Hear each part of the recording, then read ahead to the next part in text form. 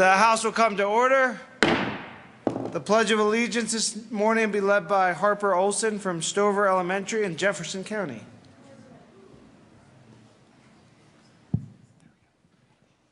I pledge allegiance to the flag of the United States of America and to the republic for which it stands, one nation, under God, indivisible, with liberty and justice for all. Mr. Kohler, please take the roll. Representatives Becker, Buck, Buckner, Conti, Coram, Court, Del Grosso, DORE, Duran, Everett, Exum, Fields, Representative Fields, Absent.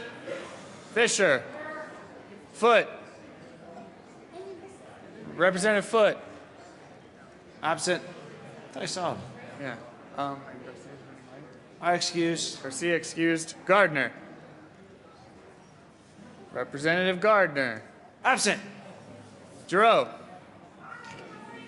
Absent. Oh, Chenal, Hamner, Gardner's excused. oh yeah, Gardner. Holbert, Hollinghurst, Humphrey, Joshi, Kagan, Kraft-Tharp, Excused. Kraft-Tharp excused, Labuda. Representative Fields is present. Representative Labuda.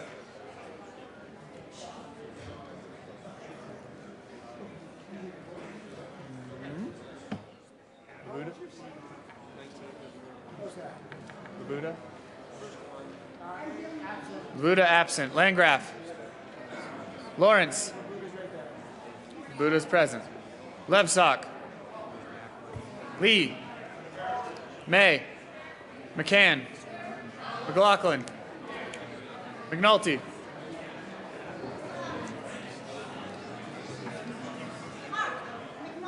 Oh, excused. McNulty excused. Melton. Mitch Bush. Moreno. Murray. Navarro. Nordberg. Pabon. Peniston. Pedersen. Primavera. Priola. For Franken. present. Rosenthal. Ryden. She's here.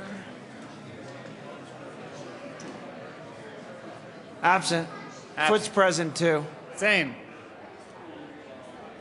Salazar. Schaefer. Gotcha. Scott. Singer.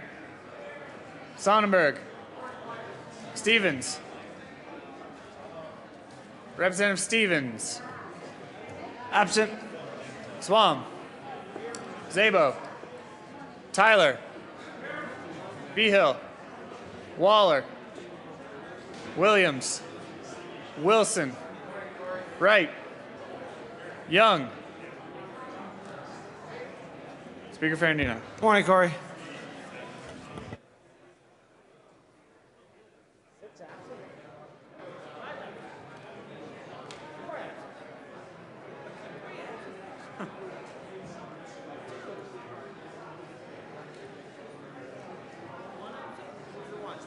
Yeah. 64 and 1.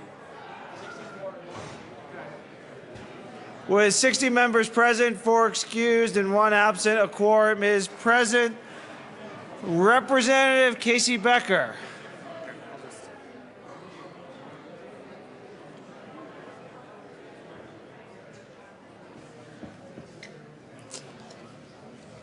We'll give you a pass today, but every day this week except Friday, you'll be doing the motion, so. I move that the reading of the Journal of Friday, April 11th be dispensed with and that it be approved as corrected by the Chief Clerk. You've heard the motion. All those in favor say aye. All those opposed, no.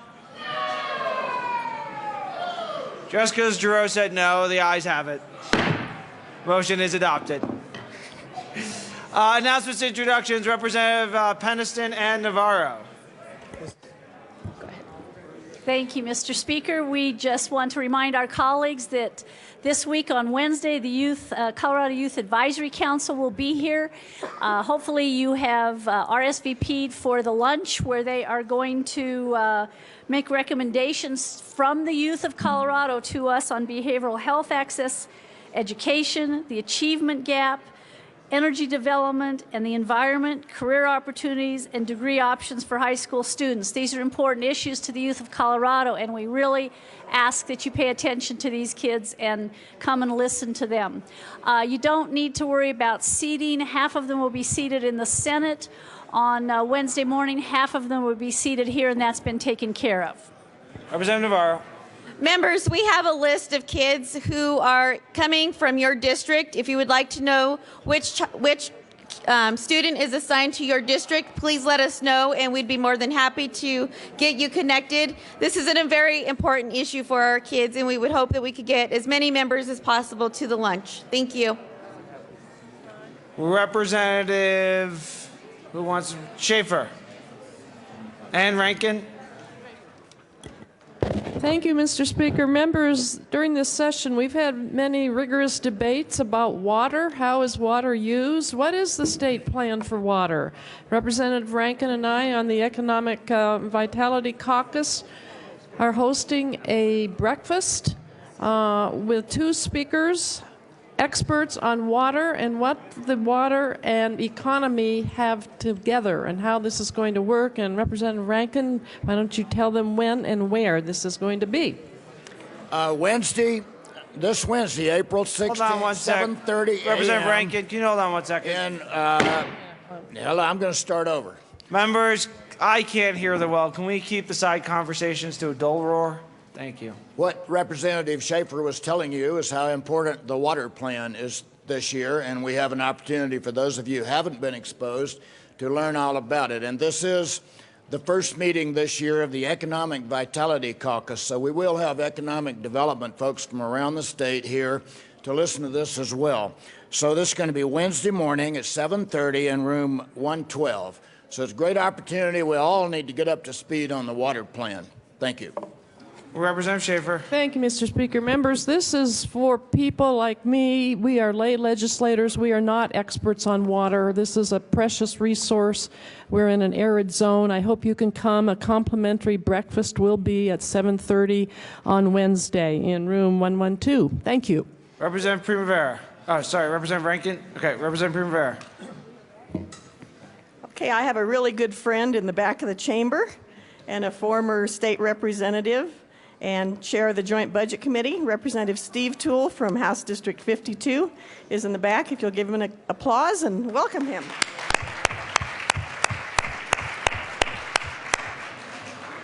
Director Toole was my first boss when I started HICPUF.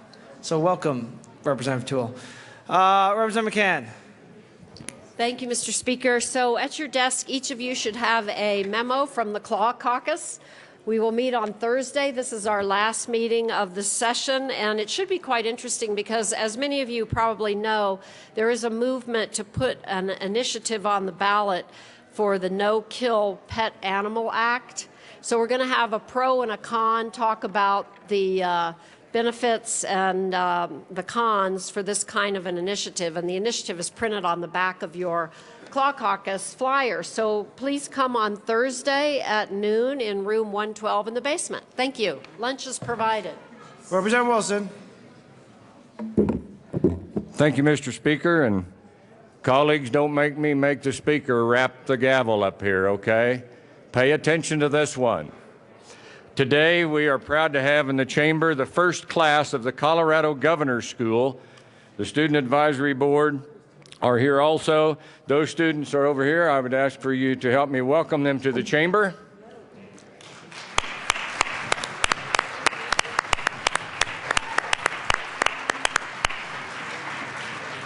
The reason why I wanted to get your attention, these are students from all over the state of Colorado. They are from the Front Range, from the metro area, also from places like Frederick and Antonito and Poncha Springs and Hudson. So be sure to check to see if one of these students happen to be one of yours. The Colorado Governor's School, this is an initial year for them. They'll be looking for support. Get to know these students. They're really some of our best and brightest, and they can tell you about what their visions are for having this being an annual event. Thank you, Mr. Speaker. Thank you, Representative Wilson. Any further announcements or introductions? Seeing none, Madam Majority Leader.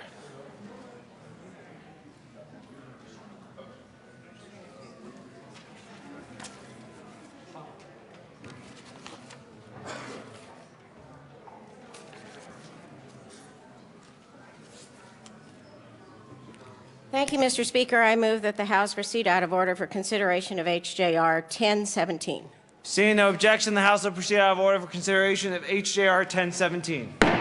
Mr. Kohler, please read the title of the House Joint Resolution 1017. HJR 1017 by Representative DORE, also Senator Crowder, concerning the recognition of Amache's 20th anniversary on the National Register of Historic Places. Representative DORE. Thank you, Mr. Speaker. I move HJR 14-1017 and ask that it be read at length.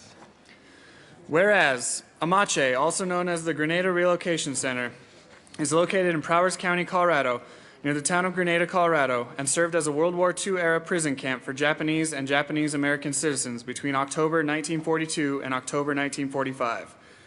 And whereas President Franklin D. Roosevelt issued Executive Order 9066 authorizing military commanders to exclude any or all persons from designated military zones. And whereas President Roosevelt created the War Relocation Authority, WRA, to establish and supervise the Grenada Relocation Center, along with 9 other Japanese prison camps.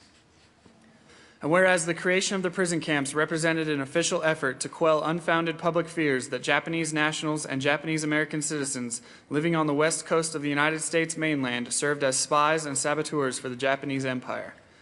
And whereas this anti-Japanese sentiment was initiated by a farmer association in Northern California just after the start of World War II as a way to acquire the farms owned and operated by Japanese Americans, and quickly many other businesses in competition with the Japanese in California joined in spreading these false rumors in order to remove Japanese competition.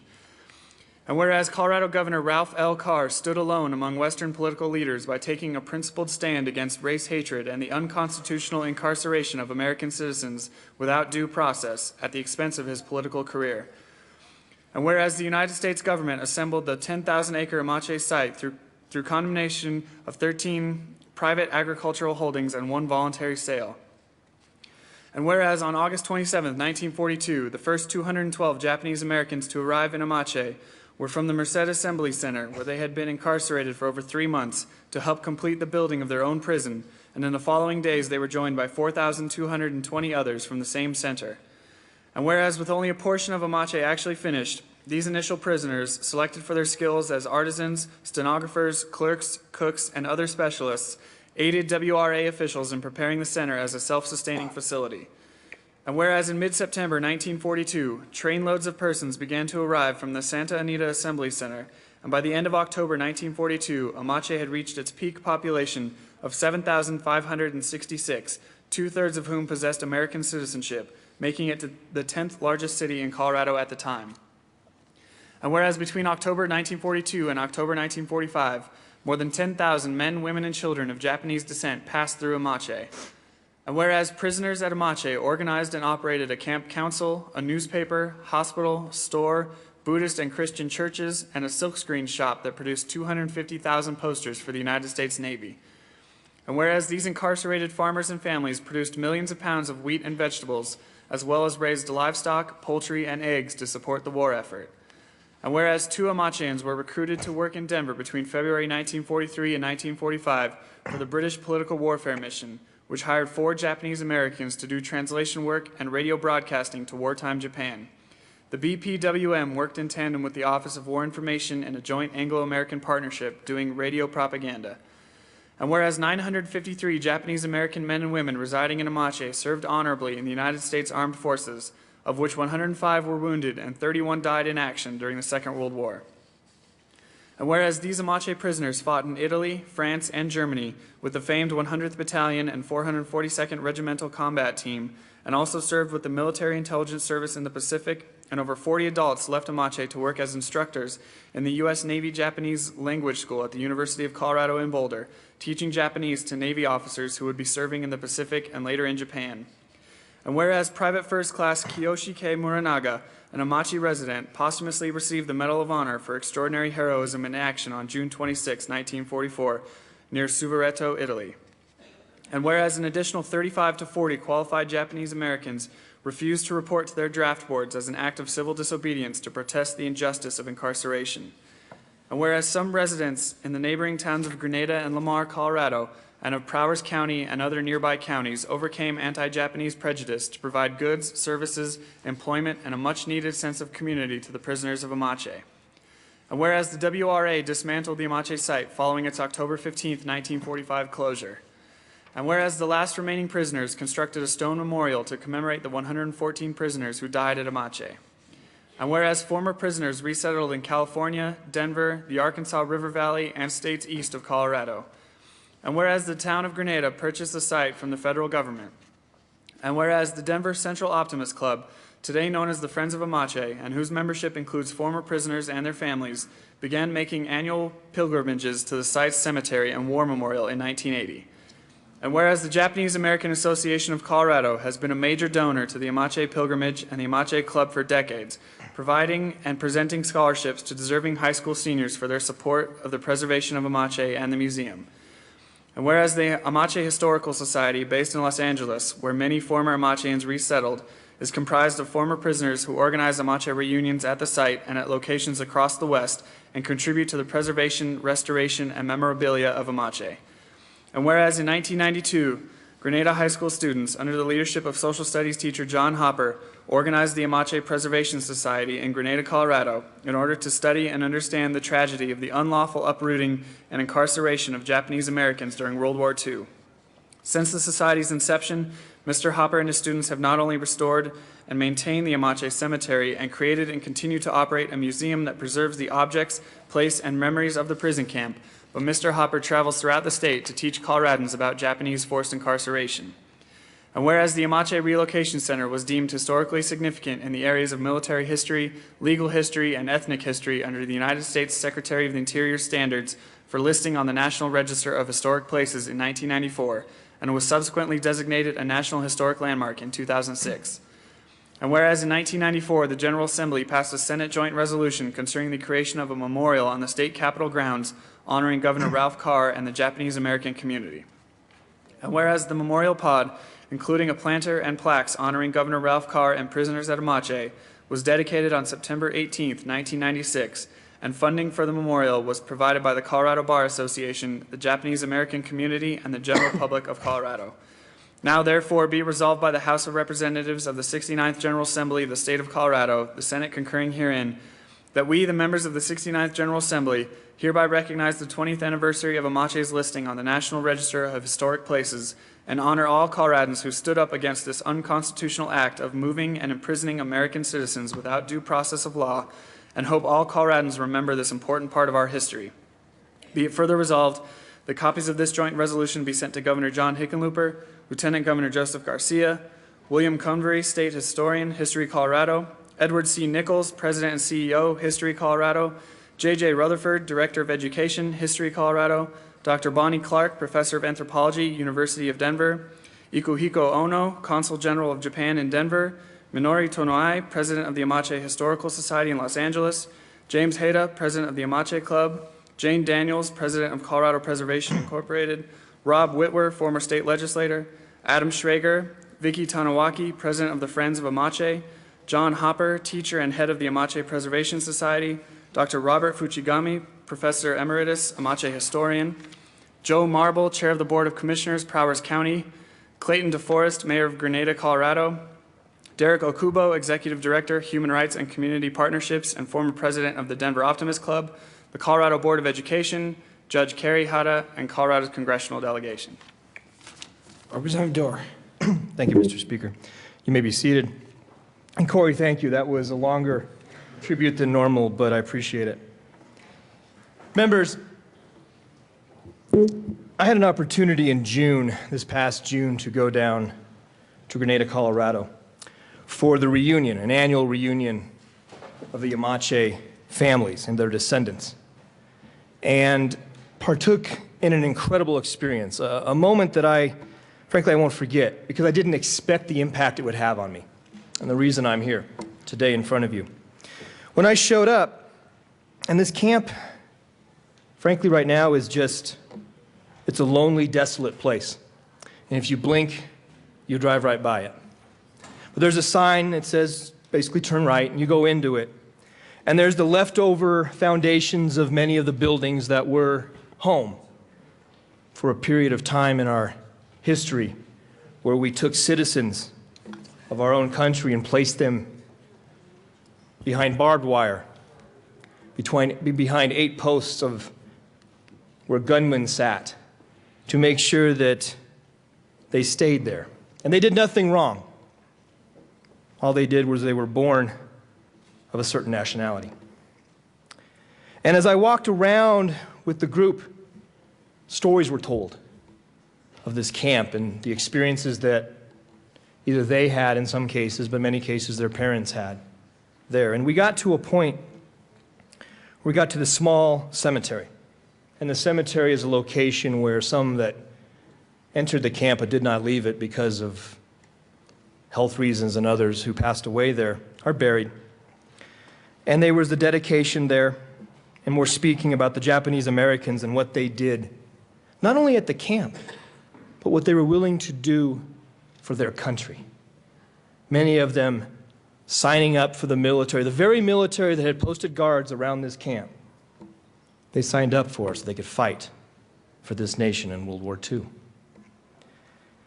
In fact, the group that they were put with is one of the most decorated units for its size in American history, the 442nd Regimental Combat Team. Those moments for me were eye-opening. It was a part of the history of Colorado, part of the history of the United States that I think is far too often forgotten. It's one of those black marks where you somewhat ignore it, I guess. And in fact, we looked through the history of the state legislative body here, and there hadn't been a recognition of the camp of the Japanese Americans that were interned there. So we decided to do that this year. And the camp was a life. It was a life for many years for many people. And they lived like you or I would or your grandparents did during that time. There was a high school. There was a post office. There was a hospital. In fact, the high school even had a football team.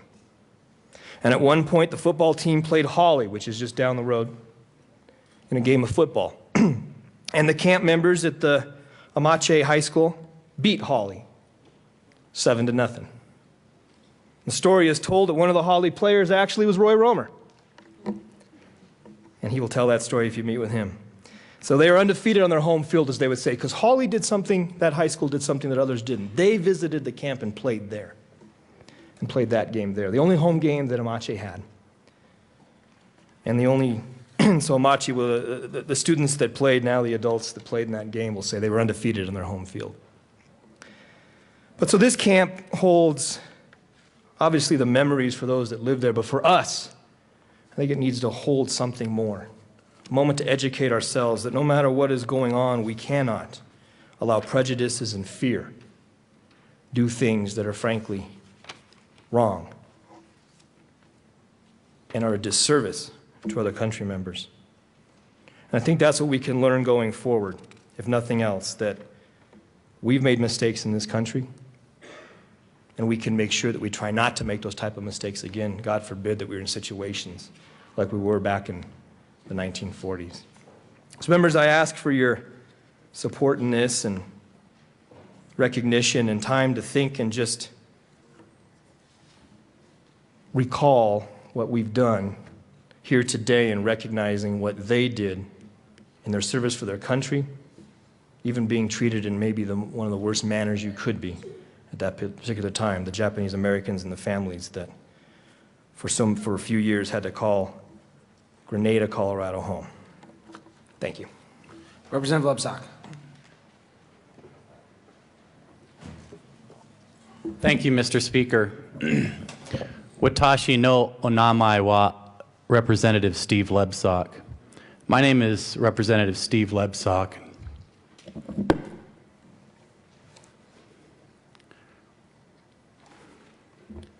and I stand in strong support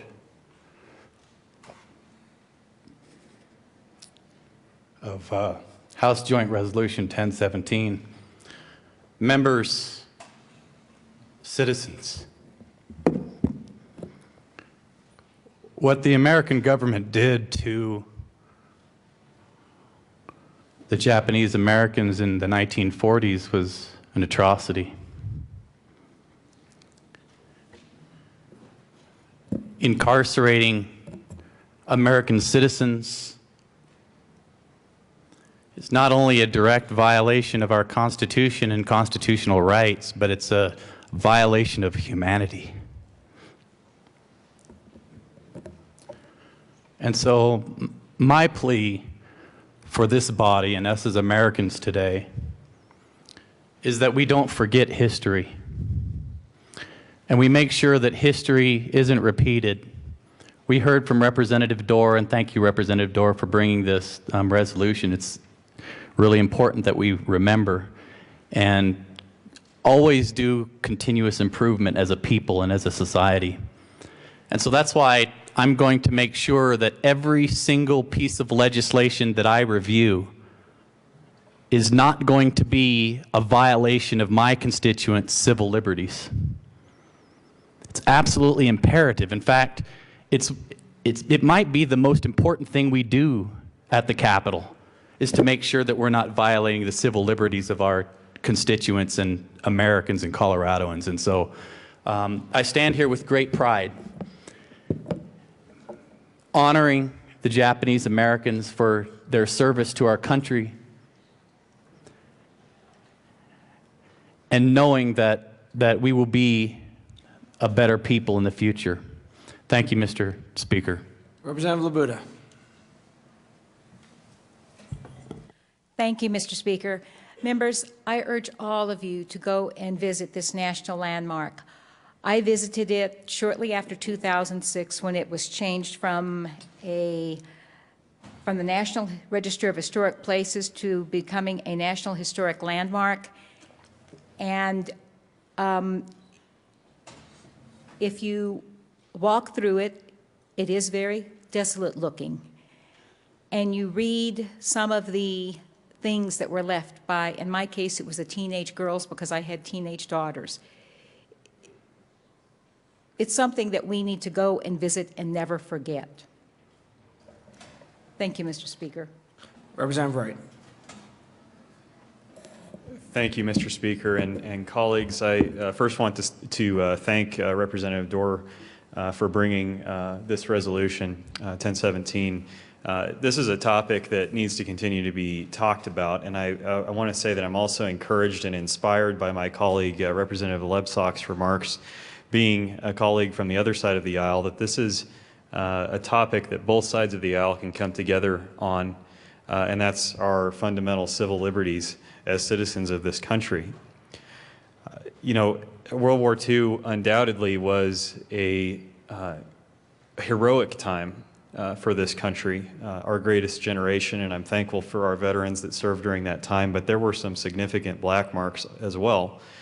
And this, in my opinion, was the worst of those marks. This was a despicable practice by our country to round up and incarcerate people based on their race. Now, the reason I came down to speak today is because many of you may remember I ran a bill last session that was narrowly defeated, that addressed an issue today that my fear will be very similar to our history when it came to this specific practice of imprisoning people based on fear and based on prejudice that's driven by that fear. Today we face another war. We face the war on terrorism. It's a very real war. At its root, it's based in fear. And from that fear, we have seen prejudice, once again, in this country.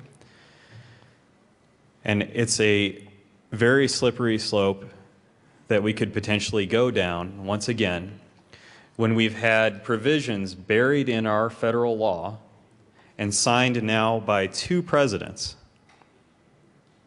that would allow for individuals to be incarcerated without due process based on the fact that they may be suspected of having connections to terrorism.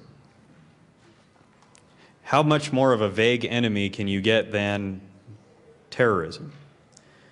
So I ask you, colleagues, because I will not, as you know, be returning next session, but I ask you to keep this as a priority for our state, based on states' rights, that we will not stand as the federal government moves forward burying these laws in our statutes that would potentially allow for individuals to be incarcerated without due process, without potentially never seeing the light of day again, not having access to an attorney, not ever having a trial, basic fundamental rights that you're granted as a citizen of this great nation.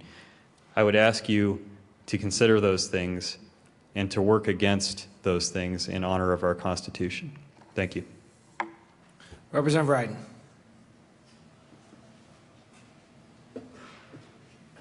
Thank you, Mr. Speaker. And members, I know that most of us have heard of and have probably read Adam Schrager's book about Ralph Carr. There's another book that I want to draw to your attention, written by another Colorado author, Sandra Dallas. If you haven't heard about Tallgrass, you should look it up and get a copy.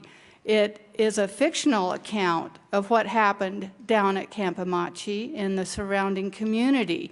And it just really gives you a sense of what the people lived through, both the folks that were in the community and the folks who were in the camp.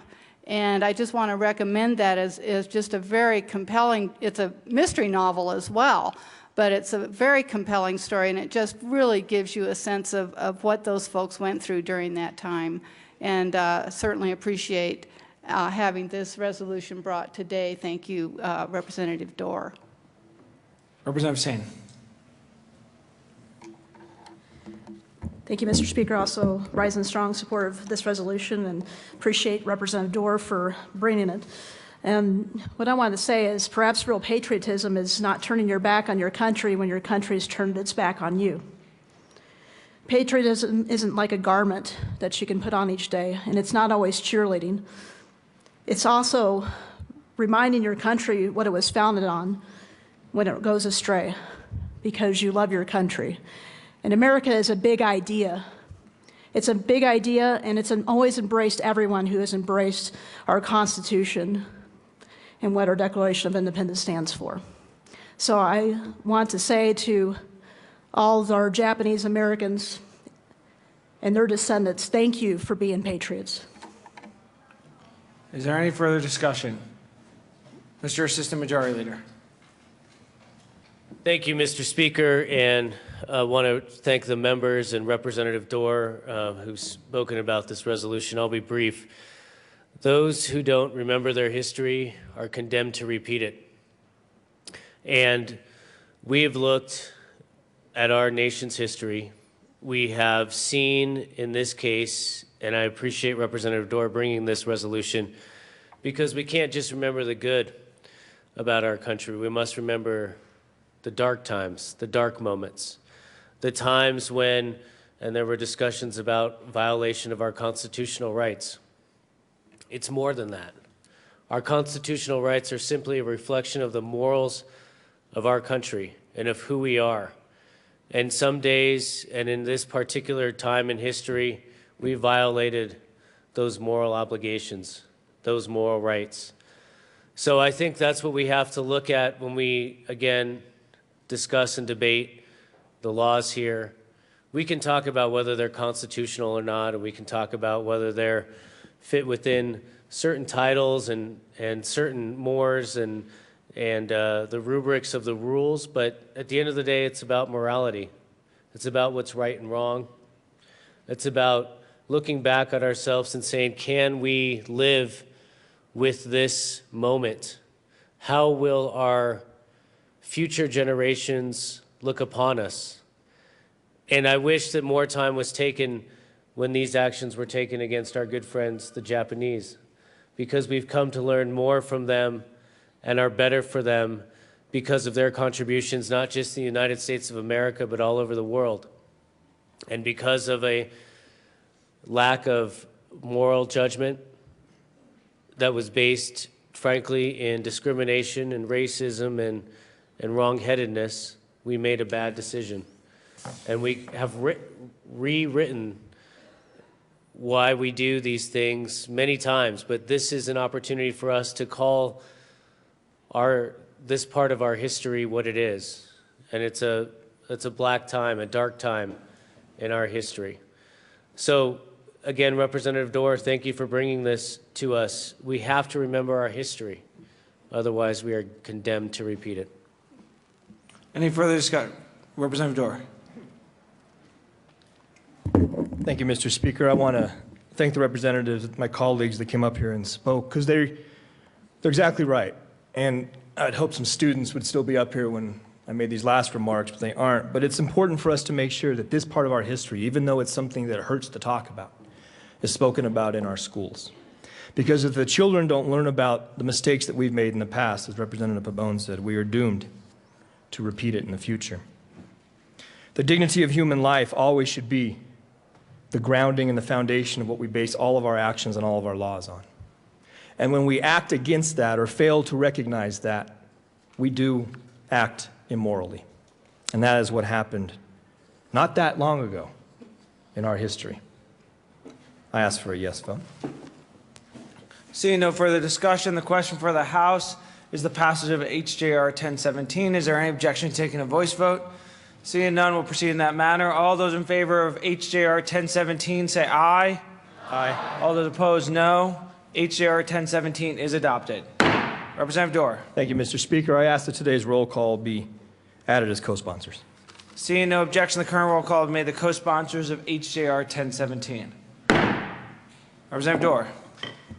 If I may, Speaker, I'd like to do a few introductions. Please, go ahead. Thank you, Mr. Speaker. I'm going to do them in three different groupings. The first one are some elected officials from the area down in Prowers County that are here. They include County Commissioner Wendy Buxton Andrade. They include the mayor of the town of Grenada, Clayton DeForest. They include State Historian Bill Convery and Ed Nichols, who is the president of History Colorado. And then Pastor Tezenlo Thong is here, and he is with Simpson United Methodist Church in Arvada, which is predominantly Japanese Americans. That's the first group I'd like to thank for coming and making the travels here today.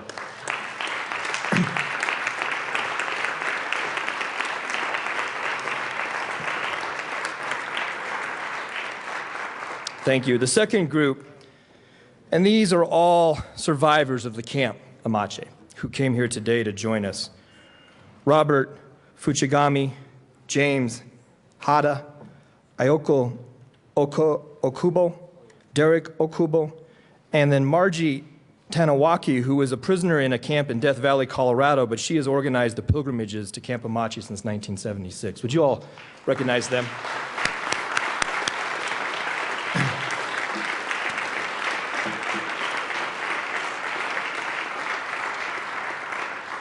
And lastly, I want to recognize Joe Sacato. His daughter Leslie is with him. Mr. Sacato earned the Medal of Honor, this nation's highest award for battlefield gallantry, in 1944 when he led an assault on a German position in France. He repeatedly braved enemy fire in the battle and saw him kill 12 of the enemy, according to his medal citation. His medal was issued in 2000.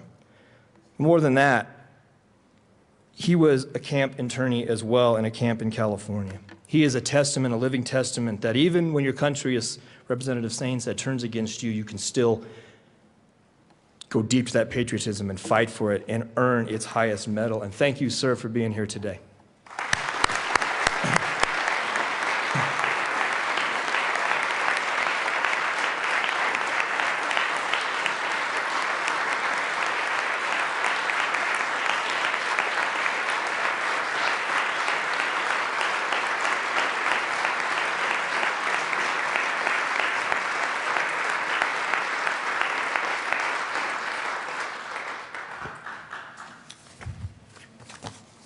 Message from the Senate. Mr. Speaker, the Senate has adopted and transmits herewith Senate Joint Resolution 27.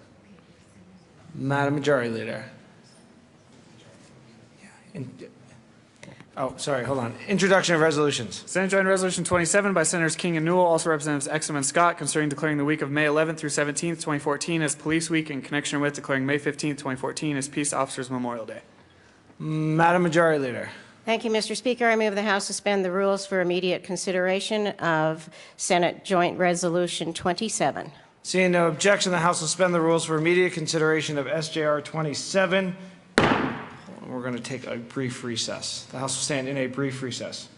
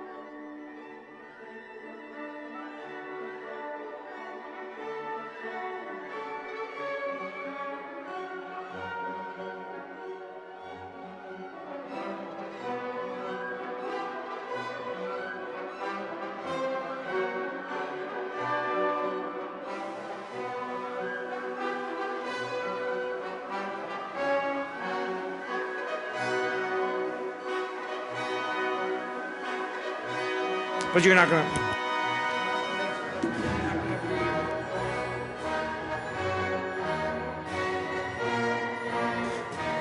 The House will come back to order. Mr. Kohler, please read the title to SJR 27. Senate Joint Resolution 27 by Senators King and Newell, also Representatives Exum and Scott, concerning declaring the week of May 11th through 17th, 2014 as Police Week, and in connection with declaring May 15th, 2014 as Peace Officers Memorial Day. Representative Exum. Thank you, Mr. Speaker. Mr. Speaker, I move Senate Joint Resolution 14027 and Amendment L001 and ask it to be read at length. Hold on, let's pass the amendment first. Okay. Amendment L001 is properly displayed. Does someone want to just say what the amendment is? I think everyone can read it. Representative Scott. Thank you, Mr. Speaker. This amendment simply adds our departed friend Tom Clements, who passed away unfortunately by an attack over a year ago. We thought it was appropriate to add to this amendment, or to this resolution. Is I vote. there, seeing no further discussion on the amendment, is there objection to taking a voice vote? Seeing none, we'll proceed in that matter. All those in favor of Amendment L001 say aye. Aye. All those opposed, no. The amendment is adopted. Mr. Kohler, now can you read the resolution at length? Whereas the Congress and President of the United States have designated May 15th as Peace Officers Memorial Day and the week in which it falls as Police Week. And whereas the members of the law enforcement agencies within the state of Colorado play an essential role in safeguarding the rights and freedoms of the citizens of the state of Colorado. And whereas it is important that all citizens of Colorado know and understand the problems, duties, and responsibilities of their police officers. And whereas it is important that police officers throughout Colorado recognize their duty to serve the people of this state by safeguarding life and property, protecting citizens against violence, disorder, and deception, and protecting the weak against oppression or intimidation. And whereas the law enforcement agencies within the state of Colorado have grown to be modern and progressive agencies that unceasingly provide a vital public service. And whereas the following 268 peace officers made the ultimate sacrifice while serving the state of Colorado. And whereas it is fitting and appropriate for the citizens of Colorado to join together in commemorating peace officers past and present, who by their faithful and loyal devotion to their responsibilities have rendered a dedicated service to their community, and in doing so have established for themselves an enviable and enduring reputation for preserving the rights and security of all citizens. Now therefore be it resolved by the Senate of the 69th General Assembly of the State of Colorado, the House of Representatives concurring herein, that we, the members of the 69th General Assembly, hereby proclaim the week commencing May 11, 2014 as Police Week in Colorado in recognition of peace officers' efforts in safeguarding the citizens of Colorado, and call upon all citizens of the state and upon all patriotic, civic, and educational organizations to observe Police Week. And that we, the members of the 69th General Assembly, hereby proclaim the day of May 15, 2014 as Peace Officers Memorial Day in recognition of those officers who, through their courageous deeds, have made the supreme sacrifice or who have been disabled in the line of duty, and call upon the citizens of Colorado to recognize and participate in the observance of this worthy occasion. Be it further resolved that copies of this joint resolution be sent to John Hickenlooper, Governor of Colorado, Donnie Archuleta, President of the Colorado Chapter of Concerns of Police Survivors Incorporated, Diane Bernhard, Executive Director of Concerns of Police Survivors Incorporated, Barry Bratt, Chairman of the Colorado Law Enforcement Memorial, Frank Gale, President of the Fraternal Order of Police, Colorado State Lodge, Officer Mike Morehouse of the Thornton Police Department, James H. Davis, Executive Director of the Colorado Department of Public Safety, Colonel Scott Hernandez, Chief of the Colorado State Patrol, Karen M. Renshaw, Executive Director of the Colorado Association of Chiefs of Police, Jim Casillas, President of County Sheriffs of Colorado Incorporated, and Ronald C. Sloan, Director of the Colorado Bureau of Investigation. Representative Exum. Thank you, Mr. Speaker. Colleagues, please be seated. Thank you again, Mr. Speaker and colleagues. Thank you for your attention today. I am very proud to rise in support of this resolution along with Representative Scott and Senators King and Newell. Like many of you, peace officers play an active role and critically important role in our community and have often been leaders and examples for me in my own personal life. And just as a side note, many of you know that I served on the Colorado Springs Fire Department for almost 36 years. And the way that I got hired is I believe I got recruited because I could play basketball. And I found out my first year, the reason I got hired was that we had an annual game against Colorado Springs police officers, annual benefit game, basketball game, and I thought that if we didn't win that game, then I would no longer be a firefighter. Well, luckily that first year we won the game. So. And also, another personal note, I know a lot of Colorado Springs police officers and State Patrol on a personal level, and have played many sports against them and many sports with them, and also worked alongside them on some very critical calls for help. I remember many times when you call for help 911, you get a three-tiered response from your private ambulance, Colorado Springs Police, and also Colorado Springs Fire Department. And when we were going on many shootings and domestic disputes, it was nice to know that they were there protecting our backs as we were taking care of those patients. I also feel like it's only right and fair that we take some time to recognize the sacrifices that these peace officers make and keep us safe, protect the public and private property, and maintain a general peace. As we heard and read, the 268 peace officers that have made the ultimate sacrifice for us, and it is important that we recognize their ultimate sacrifice. I want to make sure that we also recognize that many others who work tirelessly day in and day out to preserve our safety and security. These heroes led our communities with courage and professionalism. Their sacrifices, big and small, have always been inspiring to me personally, and I hope that you all agree that it's only appropriate that we take some time to recognize the full breadth of the sacrifices they've made for us. Thank you for your time, colleagues, and I hope you will join me in supporting this resolution recognizing peace officers throughout Colorado. Representative Scott. Thank you, Mr. Speaker. I also rise in support of this resolution. I appreciate Representative Exum for asking me to be on this resolution with him. My father was a Colorado State Patrolman, and I lived a life of understanding what it felt like and it was like to be a family member of a police officer.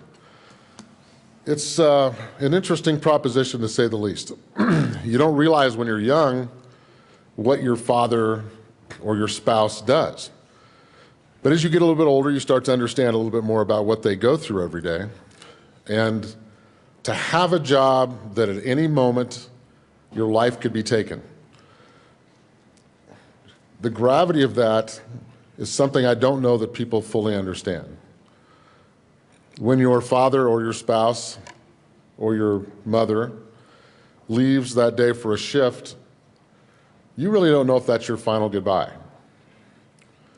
And that's something, again, I don't know that people fully understand. There's lots of careers out there, and yes, tragedy happens in all of them, but a police officer chooses to be the first line of defense for the citizens they protect. They are willing, at a moment's notice, to take the ultimate sacrifice to protect everybody in this room. That's a massive amount of courage and responsibility that they accept on our behalf. I ask that everybody just take a moment and think about a situation that you've seen, heard of, read about, that's been a tragedy, an accident, a robbery, and think about who that person was that was there first. It was a police officer in the middle of the night with absolutely no idea what he or she may be approaching. But they do not hesitate. They don't even blink because they know they have to protect you. Just take a moment and think about that. And I ask for your support, and thank you again for taking a few moments to honor these brave men and women. Representative Hobart. Thank you, Mr. Speaker. The people who are listed here, the names, I think it's important to remember that they're not just law enforcement officers, not to diminish that title, but they're people with history. And I've spoken about one in particular before, and I certainly had pause this morning when I turned to page 8, line 15, and read in 1987 that James E. Weir of the Denver Police Department had died. Jim was a friend of mine in high school. We were on the swim team together and graduated together in 1979. As high school classes probably do, we drifted apart through college. And then one day this tragic story happened, and we had a funeral, and people, law enforcement from all over the metro area were there, but people who hadn't seen each other in 6 years all came together, and we shed tears and hugged and met Jim's family. When I moved to Denver in 1978, my family had done a lot of moving, and once again I was the new kid, and I was out behind my house and I heard, "Hey, how you doing?" And I turned around and this incredibly tall, red-headed albatross was standing there sort of leaning over the privacy fence, and Jim was a massive guy. His wingspan, as he swam the butterfly, he had a problem because he had to stay right in the middle of the lane or he'd start hitting the lane markers on both sides. He was just an amazing guy. And Jim was on one of the very first calls that he ever made. He was so proud to have become part of the police department here in Denver, and one of the very first calls that he ever responded to with his partner, he was shot dead in the front yard of a house, of a home, during a domestic dispute.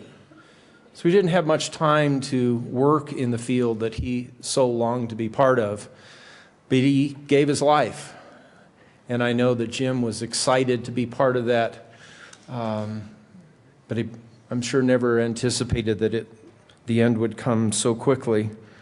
Certainly none of his friends who loved this great big red-headed, again, albatross. He reminds me a little bit of Jim Wilson. He was so big, and he had a little bit of Jim's character too, a great sense of humor. Thank you so much, Representative Exum and Scott, for bringing the resolution. And I hope that if you know anyone on this list, or even if you don't, that if you're ever in Washington, D.C., please stop by the law enforcement peace officers memorial there and see if you can find one of these names. Diane and our sons were there one summer and didn't realize it was there, and we were standing in the middle of it, and I thought, oh my goodness. And we found Jim Weir's name and made a little etching of it and just told my sons about my friend from high school. So let's remember that these are people with families. And if you have a connection, reach out and say hello and thank them for the service and their ultimate sacrifice. Thanks again for bringing the resolution. Representative Mitch Bush. Thank you, Mr. Speaker. Thank you, Representative Exum and Representative Scott. I know quite well what Representative Scott was saying. Not only a lot of my friends are police officers, none, thank God, has died in the line of duty, but my first husband was a police officer, and thank God he didn't die in the line of duty. But I know what it's like to wonder and wait, especially in those very dangerous domestic violence calls, because those are the calls most likely to result in wounding or death of a police officer. It's 24 hours a day, it's 7 days a week, no matter when your shift is. You're always there. You're always there for everyone, whether it's helping a little kid across the street, whether it's dealing with those difficult domestic violence calls, whether it's doing the kind of meticulous investigation that is required to make a case stick. Whatever it is, the police officers are there for you, for me, and for everyone. And we should thank them. I strongly support this resolution. Thank you. Representative Vigil.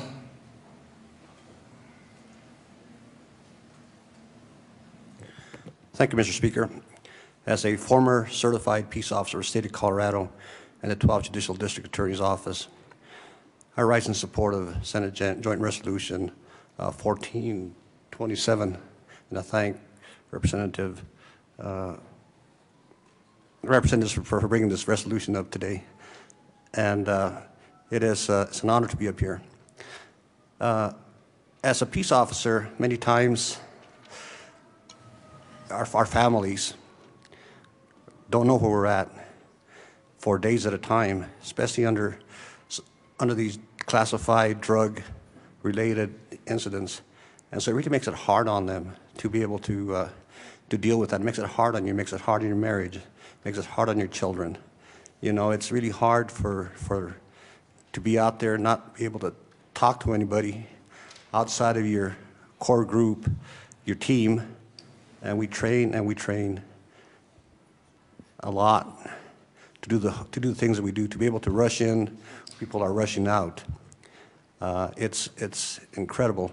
I had once the Castilla County Jail was overtaken by a inmate. He overpowered the undersheriff, took his weapon, and started shooting in the jail. And I responded to that, and luckily nobody was killed. But I was just about a millisecond from using my own weapon to take the life of somebody else, to protect those that were in the jail that didn't have a chance against that weapon. Luckily, he did not raise his gun up high enough, and I did not have to do what I would have to done. But those are the choices you have to make in milliseconds, and those choices are sometimes not good. The other thing they train you is, wear your protective equipment, your ballistic vest. And it's when you forget those equipment and you forget those lessons that you've been taught, you get called out and you don't have a vest on, and you're like, oh crap, Here I am going to a dangerous situation and I'm not prepared. So, I only did that once, and from then on, I did what I was supposed to, but, it could have cost me a lot if it had gone bad. But anyway, I'd like to thank Representative Exum and Scott for bringing this resolution, and I truly support it. Representative Primavera. Thank you, Mr. Speaker, and thank you for bringing this resolution. I stand in strong support. I want to talk to you a little bit about an officer that I knew and that I really loved. His name was Dave Roberts, and he was a Denver police officer who was shot in the head in the line of duty on March of 1985 while he was making an arrest. Dave and I worked together for 4 years. He helped me become a post-certified instructor, and then he and I traveled for 4 years together throughout a 7-state region, training peace officers about brain injury. Dave understood what it meant to be a peace officer, and he also knew what it meant to have a brain injury. He gave the training credibility, and he gave it humor. If anybody knew Dave, he was probably one of the funniest people I've ever met in my life. So although he didn't lose his life the day he got shot, he lost his life as a police officer, and this was a job that he dearly loved. And losing his job was a loss that he never recovered from. So I just wanted to remember him and other officers who suffered similar losses in the line of duty. Dave died recently as a result of the injuries he sustained with his brain injury. So I just want to remember Dave, and may he rest in peace. Representative Corum. Thank you, Mr. Speaker, and thank you, Representative Scott and Exum, for bringing this. It's kind of ironic, just moments ago, as Representative Vigil was talking, we heard sirens. Those first responders left the station not knowing if they're going to come back. That takes a great deal of courage, and I thank them each and every day for doing that. But let's bring it close to home here a little bit. Montrose County is a very small county on the western slope. We have two officers from the city of Montrose on that list. I knew both of them very well. Larry McMasters was a sergeant, went into a bar, was immediately met by gunfire. David Kindernick, I think about him often because his daughters are very close friends of mine. I see them regularly during the summer, weekends when I'm back in session.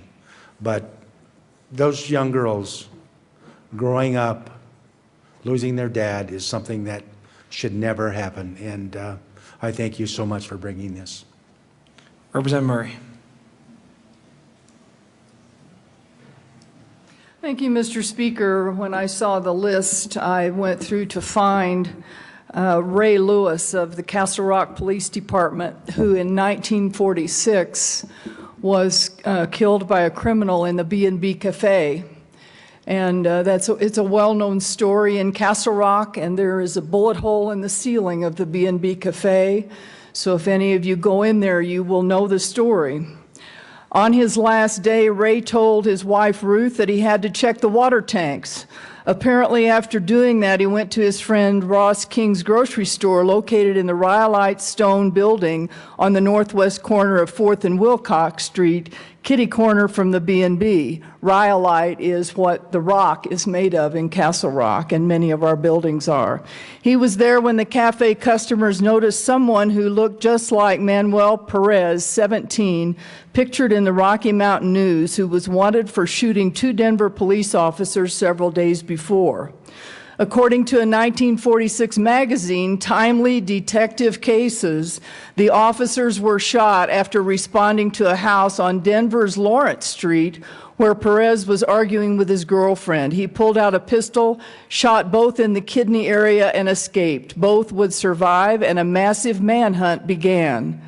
Perez had headed south, working his way along creek beds. One night he slept in a Douglas County haystack and eventually ended up at the B&B Cafe ordering some hamburgers.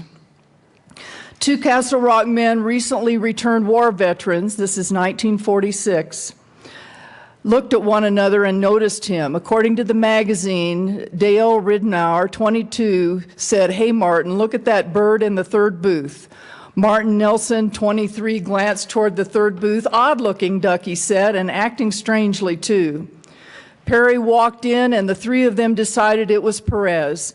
They told Mrs. Barker, the cafe owner, to stall Perez while they went to find Lewis and Under Sheriff Duncan Lowell. And Lewis and Lowell are historic names. In Castle Rock, we have streets by that name, and their relatives are still there. Perez seemed to sense that he was being watched and got up quickly and headed for the front door. Dale leaped up, bolted the door, and Ray stood in front of the door. Ray told Perez he was under Perez and instead yanked out his revolver and shot Lewis directly in the heart. Lewis, clutching his chest, crumpled to the floor near the cafe's front window, and Perez fired again, this time glancing Lewis's shoulder.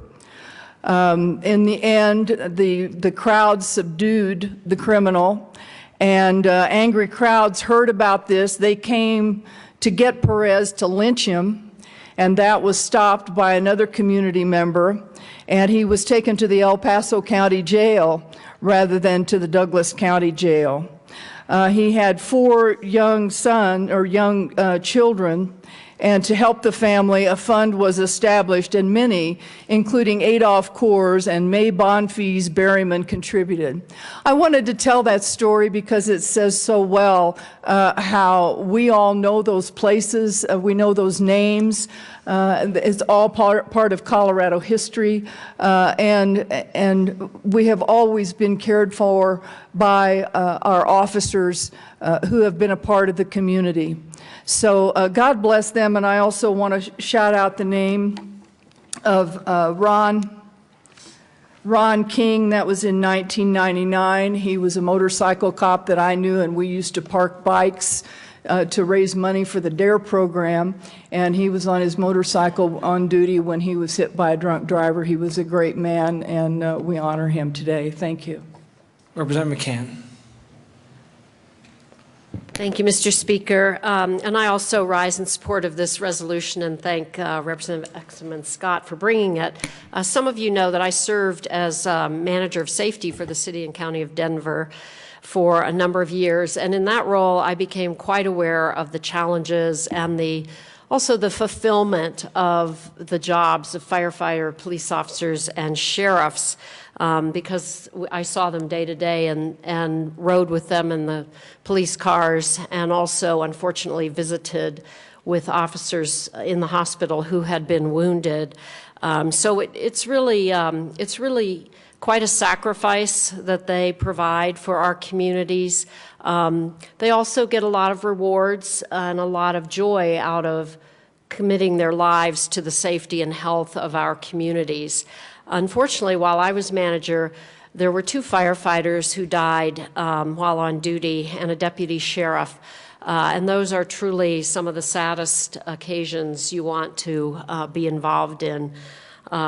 So I also wanted to mention another officer that was wounded. Representative Primavera mentioned who lost her job as a police officer. It was Officer Dale Koski who got hit by in a traffic situation when she had stopped someone, and then she was hit by someone, and she spends the rest of her life in a wheelchair. So she was no longer able to serve as a police officer, which I know was a great disappointment to her. I just wanted to add my voice to all of our voices in recognizing what tremendous emergency responders and police officers and sheriffs we have here in our state. I am continually impressed at the quality of people who are willing to take on these difficult jobs. So I want to thank you all and thank all of us for honoring them today. Representative Rosenthal. Thank you, Mr. Speaker, and I rise in very strong support of Senate Joint Resolution 27. Thank you, Representatives Scott and Exum, for bringing this. I think it takes a certain personality to do the job of law enforcement, and when everybody else runs from danger and runs from gunfire and hazards, these are folks who run to it. And I think that's sort of a mindset that we have to keep in mind. Similarly, in that vein, I'd like to remember the victims in the current shootings in Kansas at the Jewish Community Center, and I think we should all pray for the victims and their families there. I was a volunteer at the Denver Police Department at the Police Academy, and I remember volunteering and helping to train some of the cadets. And what we would do is particularly we would do domestic violence situations, and Representative Mitch Bush alluded to that. They're particularly difficult because, you know, law enforcement has to come in, they have to really quickly assess the situation, and it's a dynamic. So things are moving very quickly, there's a lot of emotion involved, a lot of people moving around, a lot of tension in the air. And I actually kind of enjoyed it because you could kind of mess with the minds of some of these cadets. And but to me, it was like, wow, you know, there's so much going on in these kinds of situations. And while the police academies and in the training and learning from some of their peers who have been on the force for a while it may prepare them for a career of working in this very difficult line of work, they're still human. We're not training robots. We're training humans to be in law enforcement, and therefore they're also subject to things like PTSD, which Representative Singer has done some incredible work on. And so I think that we should also keep that in mind, that these are really humans who were having to protect us, and they do an incredible job against the odds. And so I thank them, thank you for all your hard work, and thank you, Representatives Exum and Scott, for bringing this resolution. Thank you, Mr. Speaker. Madam Speaker Pro Tem. Thank you, Mr. Speaker. And I just want to thank all of the police officers out there for keeping our community safe, and I do want to commend the bill sponsors for bringing this resolution to us today. Because when I think about those who are pursuing a career in law enforcement, I think about how they risk their lives every single day. You know, I see what they do when they're on a foot pursuit. That's dangerous. When I think about when they pull someone along the side of the road for some kind of violation, that's dangerous. They never know what might be going on in that car. When I think about how they make arrests. And you know, recently we had a situation where there was this carjacking that was going on, and this guy would just push people out of the car, carjack, and just kept carjacking cars over and over again, putting lots of people at risk, and especially those law enforcement officers that were pursuing this guy. Eventually, that did resolve with no loss of life, and I think that had a lot to do with the police officers being very strategic about how you handle those kinds of things. Also, I'm reminded of a police officer in Denver. She lost her life, Selena Harris. She was 32 years old when she was shot in the head while at City Park. She was trying to break up a fight.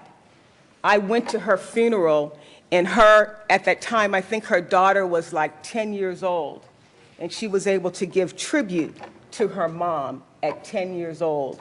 So I'm just here to thank all of those who are in law enforcement for catching the bad guys and doing all the good things that you do in our community. Thank you so very much. Representative Williams.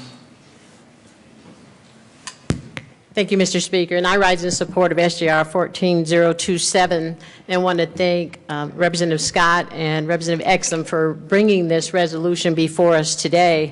And I just want us to remember all of the officers is what we're doing today, all of the officers who give their life to protect Colorado citizens each day.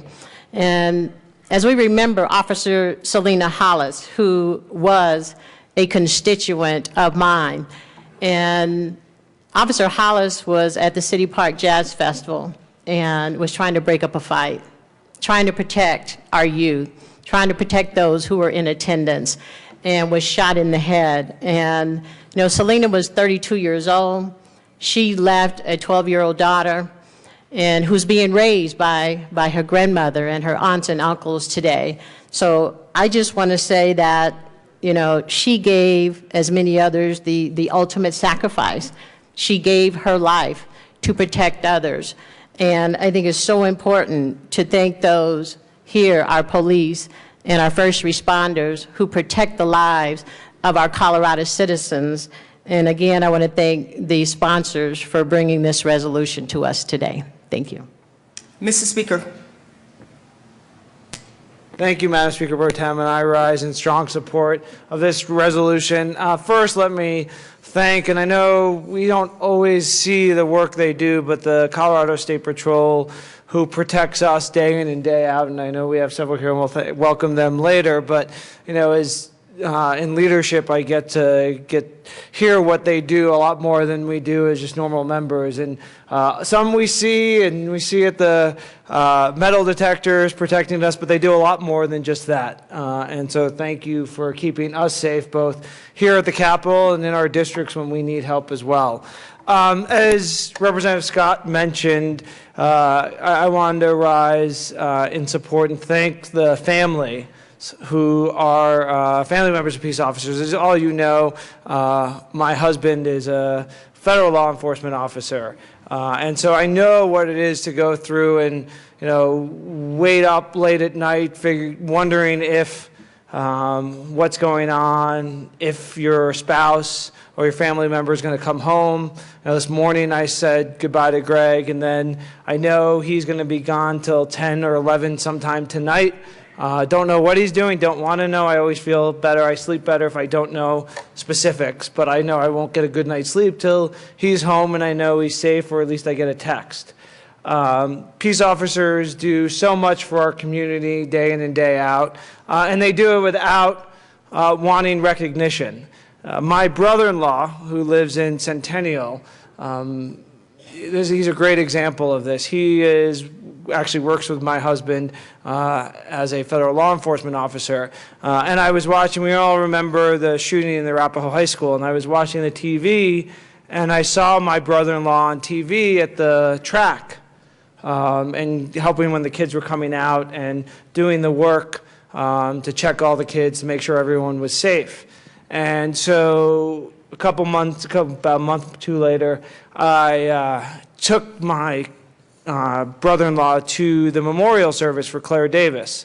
And there was a point where I think it was either the governor or someone asked all of the people who were there, first responders, to stand up and get recognized. And I kind of nudged my brother-in-law and said, you know, stand up, you were there, you deserve recognition. And he wouldn't stand up. He's one of those guys, like so many peace officers, who go in day in and day out, and do their job and don't want any recognition for the work they do. And it is so fitting that we spend this time today to recognize the work of peace officers, because they aren't asking for the thanks, but they deserve the thanks, because it is not an easy job. It is one where you are putting your life at risk every day to make all of us safer, our community safer. So I am so proud to support this resolution. Thank you, Representative Scott. Thank you, Representative Exum. And thank you to all the peace officers who work day in and day out for our communities to keep us safe. Representative Wright. Thank you, Madam Speaker, and members. I wanted to take the opportunity. Now you get me twice. It's a rare occasion you get me twice on resolutions, and these are both issues this morning that are near and dear to my heart. Thank you to Representative Scott and Representative Exum for bringing SJR 27. You heard from other members down here some pretty violent things that our peace officers are subjected to in the line of duty, and having been an officer a full-time officer for 6 years and now a currently certified reserve officer, I want to say thank you for the thank you. We don't go looking for this recognition, but it is well-deserved. And to those men and any women, if I'm missing any that we have in the chamber today, thank you for your service. I know it's tough. A lot of us are adrenaline junkies, right? I mean, we enjoy the job, and there are aspects that are very enjoyable, knowing that you can serve your fellow man and help them out when they find themselves in the worst situations. Madam Speaker, Pro Tem, you mentioned in your remarks the memorial for the fallen DPD officer. I've been to that memorial. It's powerful. It's a parking space that's cordoned off in the park.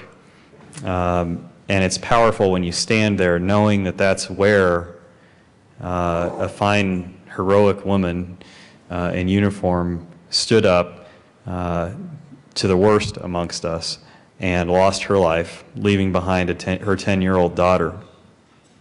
These are the kinds of things that our officers face.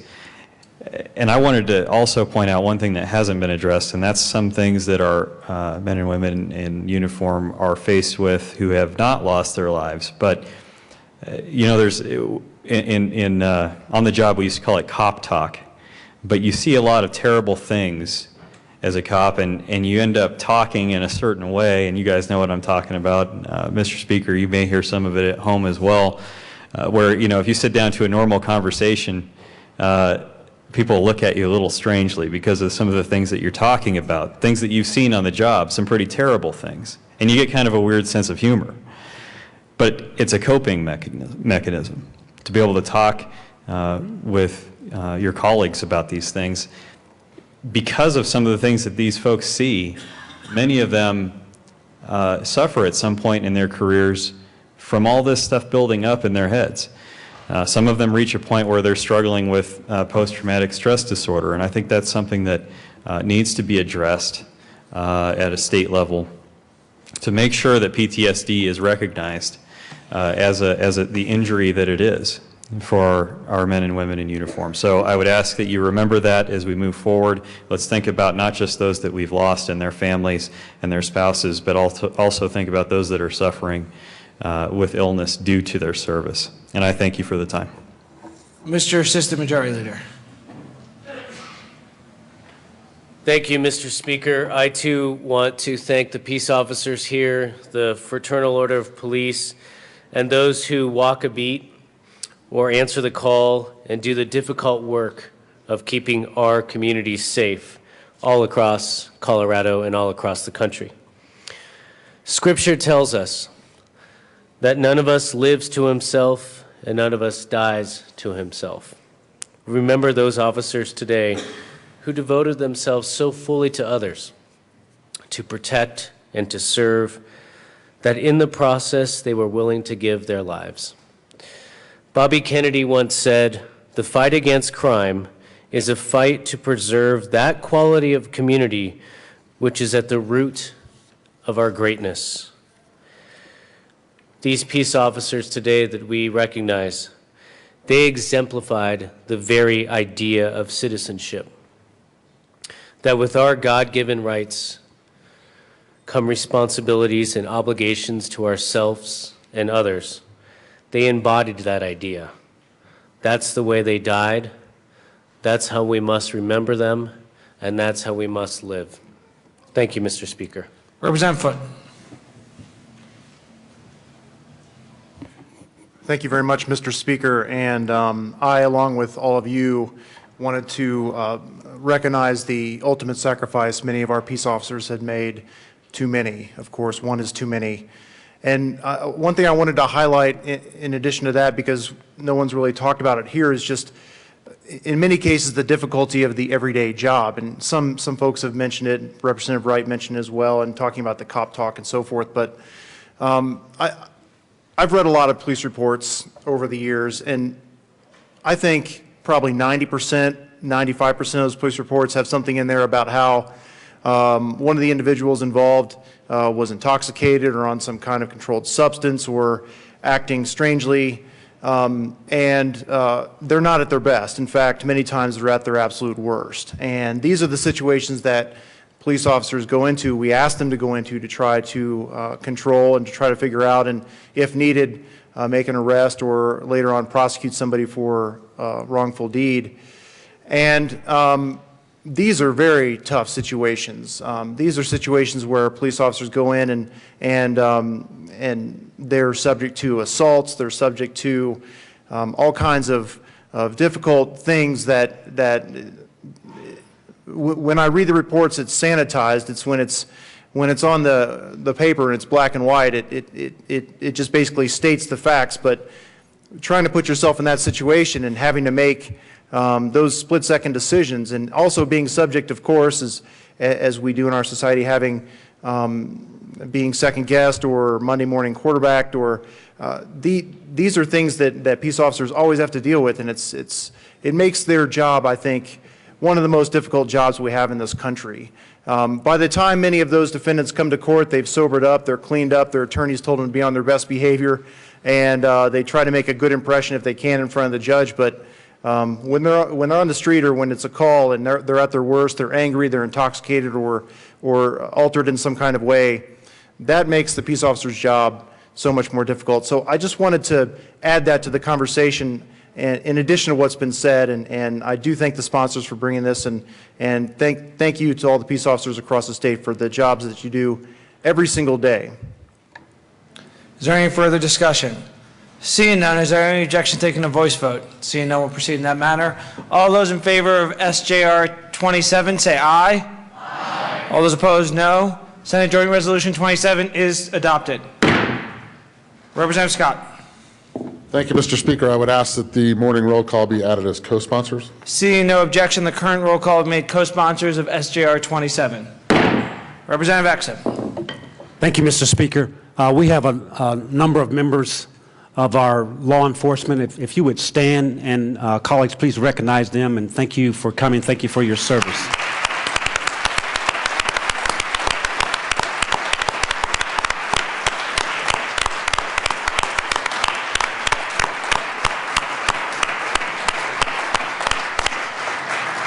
Thank you, Mr. Speaker. Thank you, Representatives Exum and Representative Scott. Thank you, Mr. And thank you, officers, for joining us today.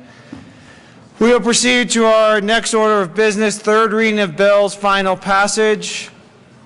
We got a long list of bills, so don't go anywhere. Mr. Kohler, please read the title of House Bill 1269. House Bill 1269 by Representatives Court and Williams, also Senator Johnson, concerning circumstances under which a person who sells items subject to sales tax must collect such sales tax on behalf of the state. Mr. Assistant Majority Leader. Thank you, Mr. Speaker. Mr. Speaker, I move for the passage of House Bill 1269 on third reading and final passage. Seeing no discussion, the question for the House is the passage of House Bill 1269 on third reading and final passage. Mr. Kohler, please open the machine and members proceed to vote.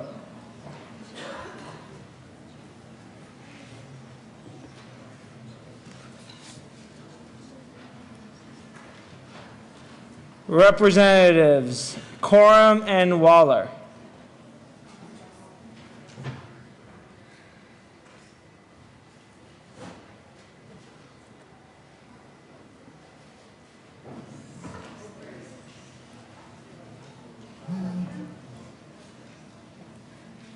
Close the machine. With 36 aye votes, 26 no votes, 3 excused, and 0 absent, House Bill 1269 is passed. Co-sponsors.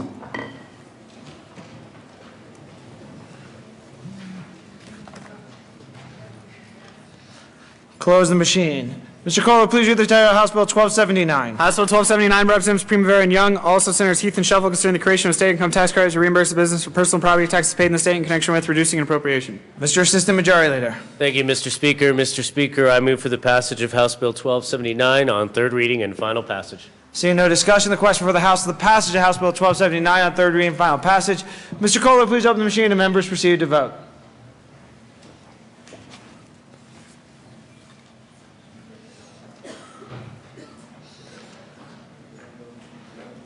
Close the machine. With 60 aye votes, 2 no votes, 3 excused, and 0 absent, House Bill 1279 is passed. Co-sponsors.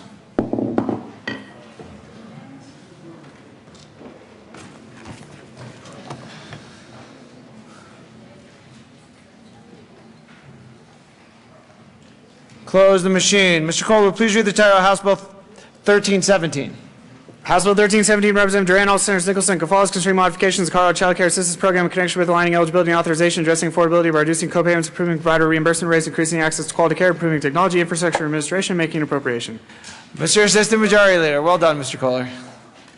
Thank you, Mr. Speaker. Mr. Speaker, I move for the passage of House Bill 1317 on third reading and final passage. Seeing no discussion, the question for the House is the passage of House Bill 1317 on third reading and final passage. Mr. Kohler, please open the machine and members proceed to vote.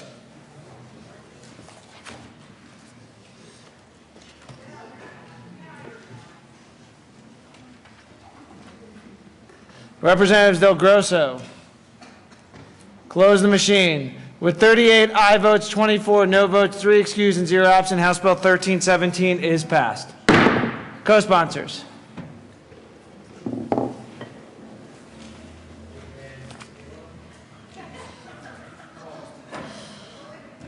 Close the machine. Mr. Kohler, please read the title of the House Bill 1036. House Bill 1036, Representatives Waller and Sane, all Senators King and Johnston, concerning drunk driving offenses in connection with making and reducing appropriations. Mr. Assistant Majority Leader. Thank you, Mr. Speaker. Mr. Speaker, I move for the passage of House Bill 1036 on third reading and final passage. Seeing no discussion, the question for the House is the passage of House Bill 1036 on third reading and final passage. Mr. Kohler, please open the machine and members proceed to vote.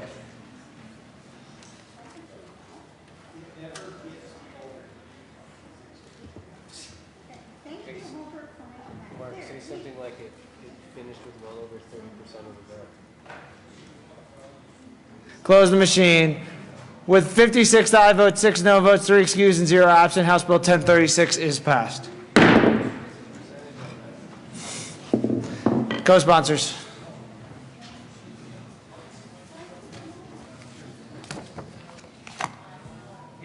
Close the machine.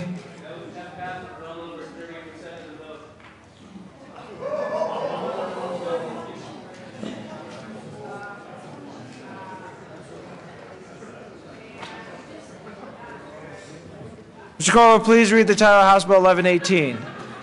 House Bill 1118, Representative Wilson, also Senator Todd, concerning the creation of the Advanced Placement Incentives Pilot Program in connection with making an appropriation. Mr. Assistant Majority Leader. Thank you, Mr. Speaker. Mr. Speaker, I move for the passage of House Bill 1118 on third reading and final passage. Seeing no discussion, the question for the House is the passage of House Bill 1118 on third reading and final passage. Mr. Kohler, please open the machine and members proceed to vote.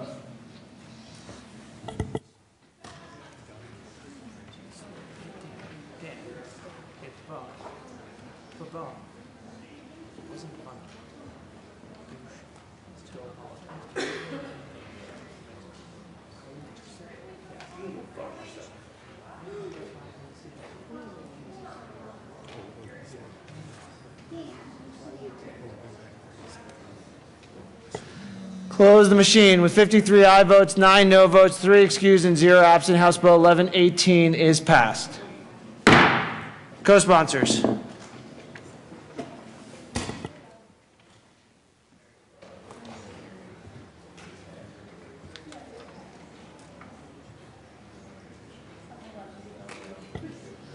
Close the machine. Mr. Kohler, please read the title of House Bill 1144.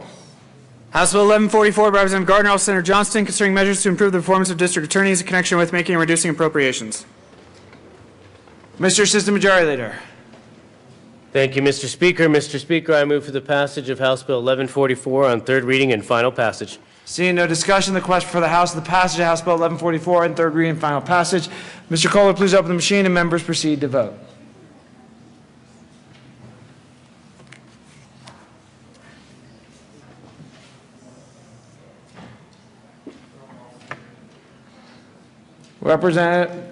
Close the machine. With 58 aye votes, 4 no votes, 3 excused, and 0 absent, House Bill 1144 is passed.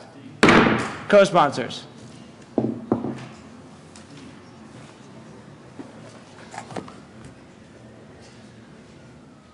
Close the machine. Mr. Kohler, please read the title of the House Bill 1162. House Bill 1162, Representative Landgraf, also Senator Carroll, concerning protection of the victim of a sexual assault in cases where a child was conceived as a result of the sexual assault in connection with making legislative changes in response to the study by and reported the recommendations from the Task Force on Children Conceived Through Rape. Mr. Assistant Majority Leader. Thank you, Mr. Speaker. Mr. Speaker, I move for the passage of House Bill 1162 on third reading and final passage. Seeing no discussion, the question for the House is the passage of House Bill 1162 on third reading and final passage. Mr. Kohler, please open the machine and members please vote.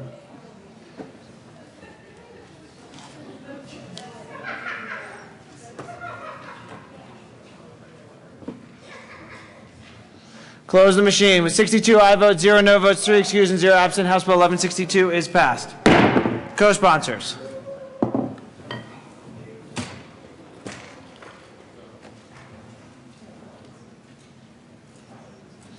Close the machine. Mr. Kohler, please read the title of the House Bill 1202. House Bill 1202, by Representative Scott, all Senators Todd and Sheffield, concerning a study of the accountability requirements for school districts for which the State Board of Education will waive statewide testing requirements in connection with making and reducing appropriations. Mr. Assistant Majority Leader. Thank you, Mr. Speaker. Mr. Speaker, I move for the passage of House Bill 1202 on third reading and final passage. Seeing no discussion, the question for the House is the passage of House Bill 1202 on third reading and final passage. Mr. Kohler, please open the machine and members proceed to vote.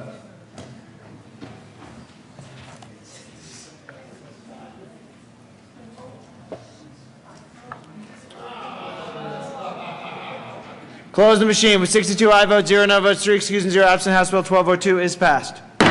Co-sponsors.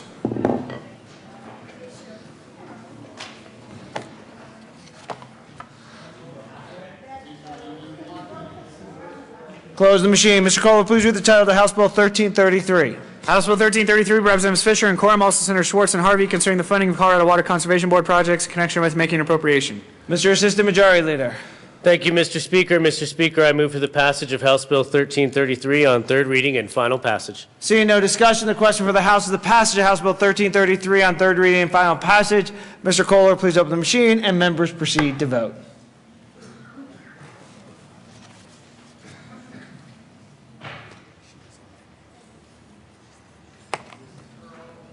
Close the machine. With 61 aye votes, 1 no vote, 3 excused, and 0 absent, House Bill 1333 is passed. Co-sponsors.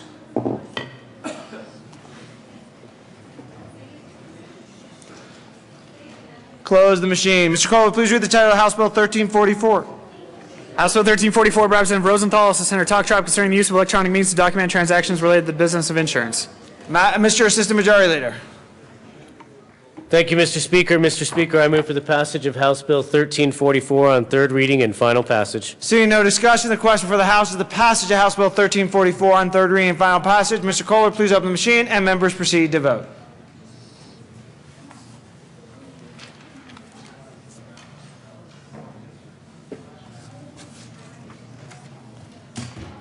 Representatives Joshi, McLaughlin, and Singer.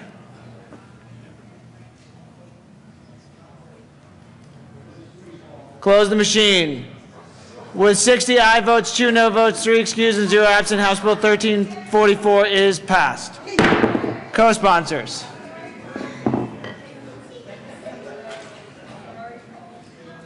Close the machine. Mr. Kohler, please read the title of the House Bill 1322. House Bill 1322, Representative McLaughlin, also Senator Roberts, concerning the Colorado Probate Code. Mr. Assistant Majority Leader. Thank you, Mr. Speaker. Mr. Speaker, I move for the passage of House Bill 1322 on third reading and final passage. Seeing no discussion, the question for the House is the passage of House Bill 1322 on third reading and final passage. Mr. Kohler, please open the machine, and members, please do your job.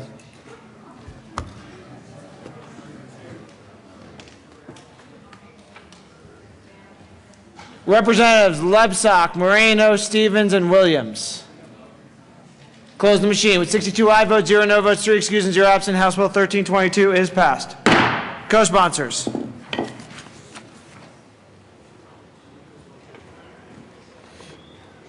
Close the machine. Mr. Cole, please read the title of the House Bill 1175. House Bill 1175 by Representatives Fields and Pabon, also Senator Johnston, concerning studying strategies for successful ongoing recruitment of minority teachers in public schools in connection with making and reducing appropriations. Mr. Assistant Majority Leader. Thank you, Mr. Speaker. Mr. Speaker, I move for the passage of House Bill 1175 on third reading and final passage. Seeing no discussion, the question for the House is the passage of House Bill 1175 on third reading and final passage. Mr. Kohler, please open the machine and members proceed to vote.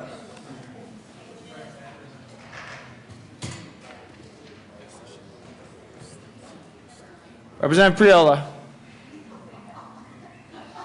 Close the machine. With 38 aye votes, 24 no votes, 3 excused, and 0 absent, House Bill 1175 is passed. Co-sponsors.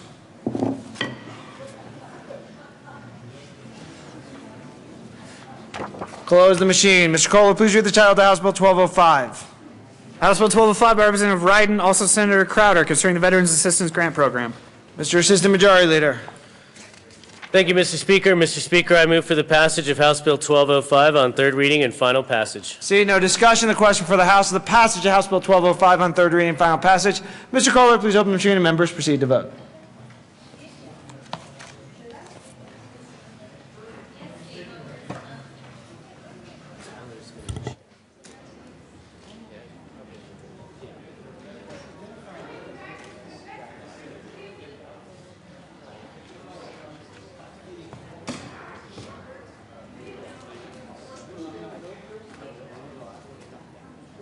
Close the machine.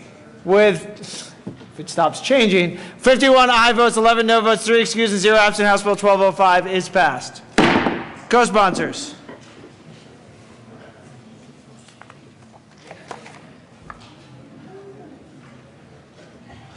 Close the machine. Mr. Cole, please read the title of House Bill 1294. House Bill 1294 by Representative Murray, also Senator Stebbin and John, concerning student data collection, privacy protections, administered by the Department of Education. Mr. Assistant Majority Leader. Thank you, Mr. Speaker. Mr. Speaker, I move for the passage of House Bill 1294 on third reading and final passage. Seeing no discussion, the question for the House is the passage of House Bill 1294 on third reading and final passage. Mr. Kohler, please open the machine and members proceed to vote.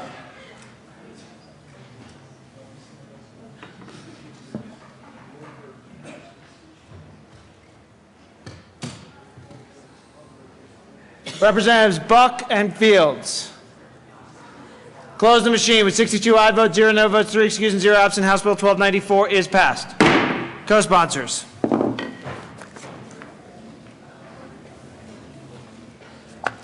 Close the machine. Mr. Cole, please read the title of House Bill 1309. House Bill 1309, Representative Gardner, also Senator Stedman, concerning repurposing the day surgery center at the Denver Reception and Diagnostic Center into an auxiliary medical facility.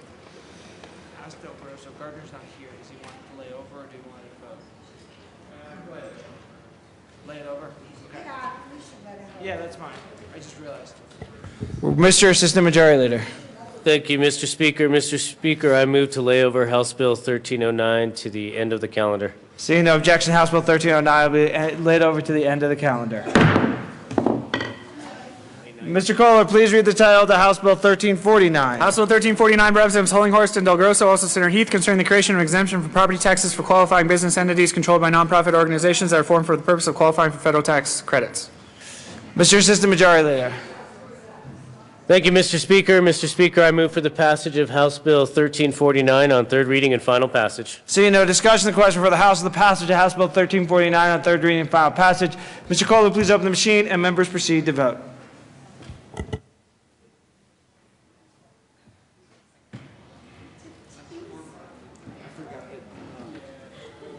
We did one of Gardner's bills and he wasn't here. I forgot he was. Close the machine. With 58 aye votes, 4 no votes, 3 excused, and 0 absent, House Bill 1349 is passed. Co-sponsors.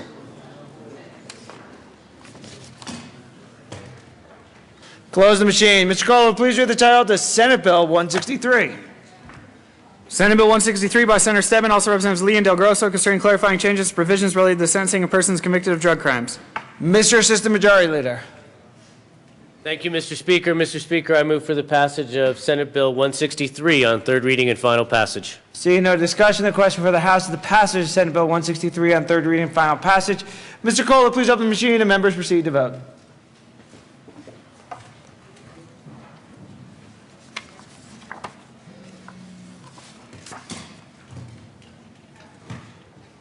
Close the machine with 62 aye votes, 0 no votes, 3 excused, and 0 absent. Senate Bill 163 is passed.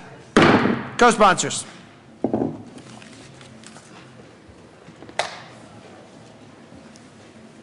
Close the machine. Mr. Kohler, please read the title of Senate Bill 160.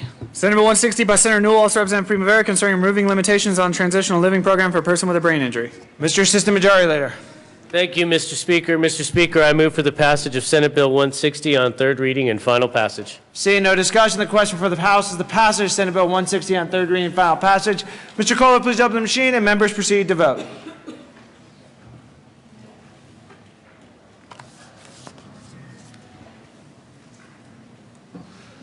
Representatives Mitch Bush. Close the machine with 56 aye votes, 6 no votes, 3 excused, and 0 absent. Senate Bill 160 is passed. Co-sponsors.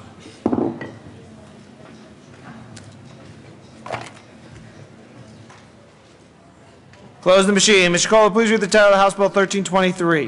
House Bill 1323, Representative Primavera, also Senator Lundberg and Gonzalez, concerning restrictions on the ability of a government entity to access an individual's personal medical information. Mr. Assistant Majority Leader. Thank you, Mr. Speaker. Mr. Speaker, I move for the passage of House Bill 1323 on third reading and final passage. Seeing no discussion, the question for the House is the passage of House Bill 1323 on third reading and final passage. Mr. Kohler, please open the machine and members proceed to vote.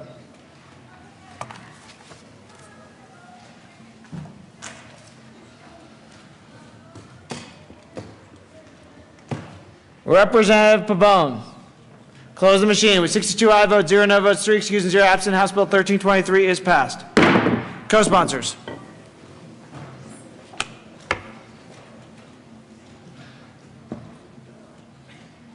Close the machine. Mr. Kohler, please read the title of House Bill 1301. House Bill 1301, Representative Mitch Bush, also Senator Kerr, concerning the Safe Routes to School program in connection with making and reducing appropriations. Mr. Assistant Majority Leader.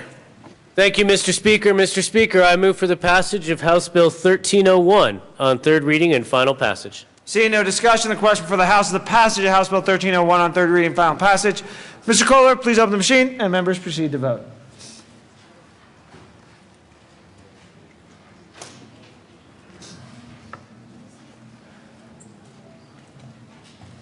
Representatives Conti. Close the machine with 42 aye votes, 20 no votes, 3 excused, and 0 absent. House Bill 1301 is passed. Co-sponsors.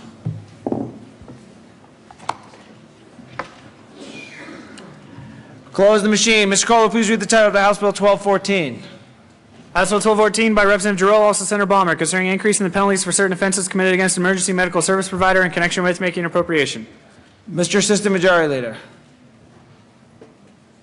Thank you, Mr. Speaker. Mr. Speaker, I move for the passage of House Bill 1214 on third reading and final passage. Seeing no discussion, the question for the House is the passage of House Bill 1214 on third reading and final passage. Mr. Kohler, please open the machine and members proceed to vote.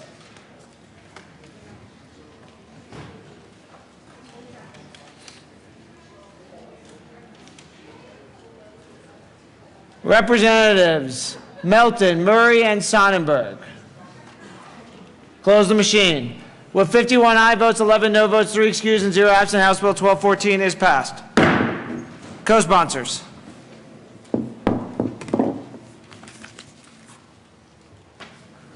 Close the machine. Mr. Kohler, please read the title of House Bill 1296. House Bill 1296, Representative Landgraf, also Senator Aguilar, concerning the enforcement of prohibitions against designer drugs by the Division of Liquor Enforcement within the Department of Revenue. Mr. Assistant Majority Leader.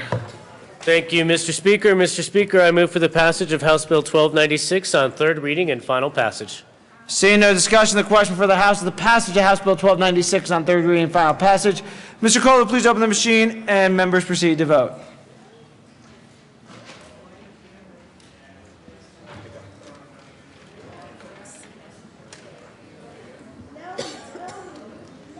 Representative Buck.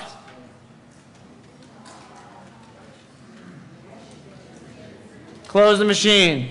With 55 aye votes, 7 no votes, 3 excused, and 0 absent, House Bill 1296 is passed. Co-sponsors.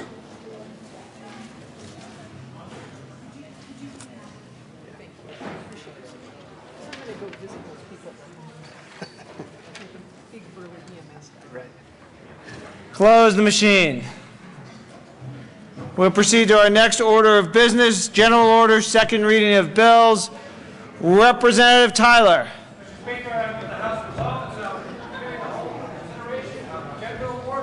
You've heard the motion. Seeing no objection, the House will resolve itself in the committee of the whole for consideration of general orders. Representative Tyler will take the chair.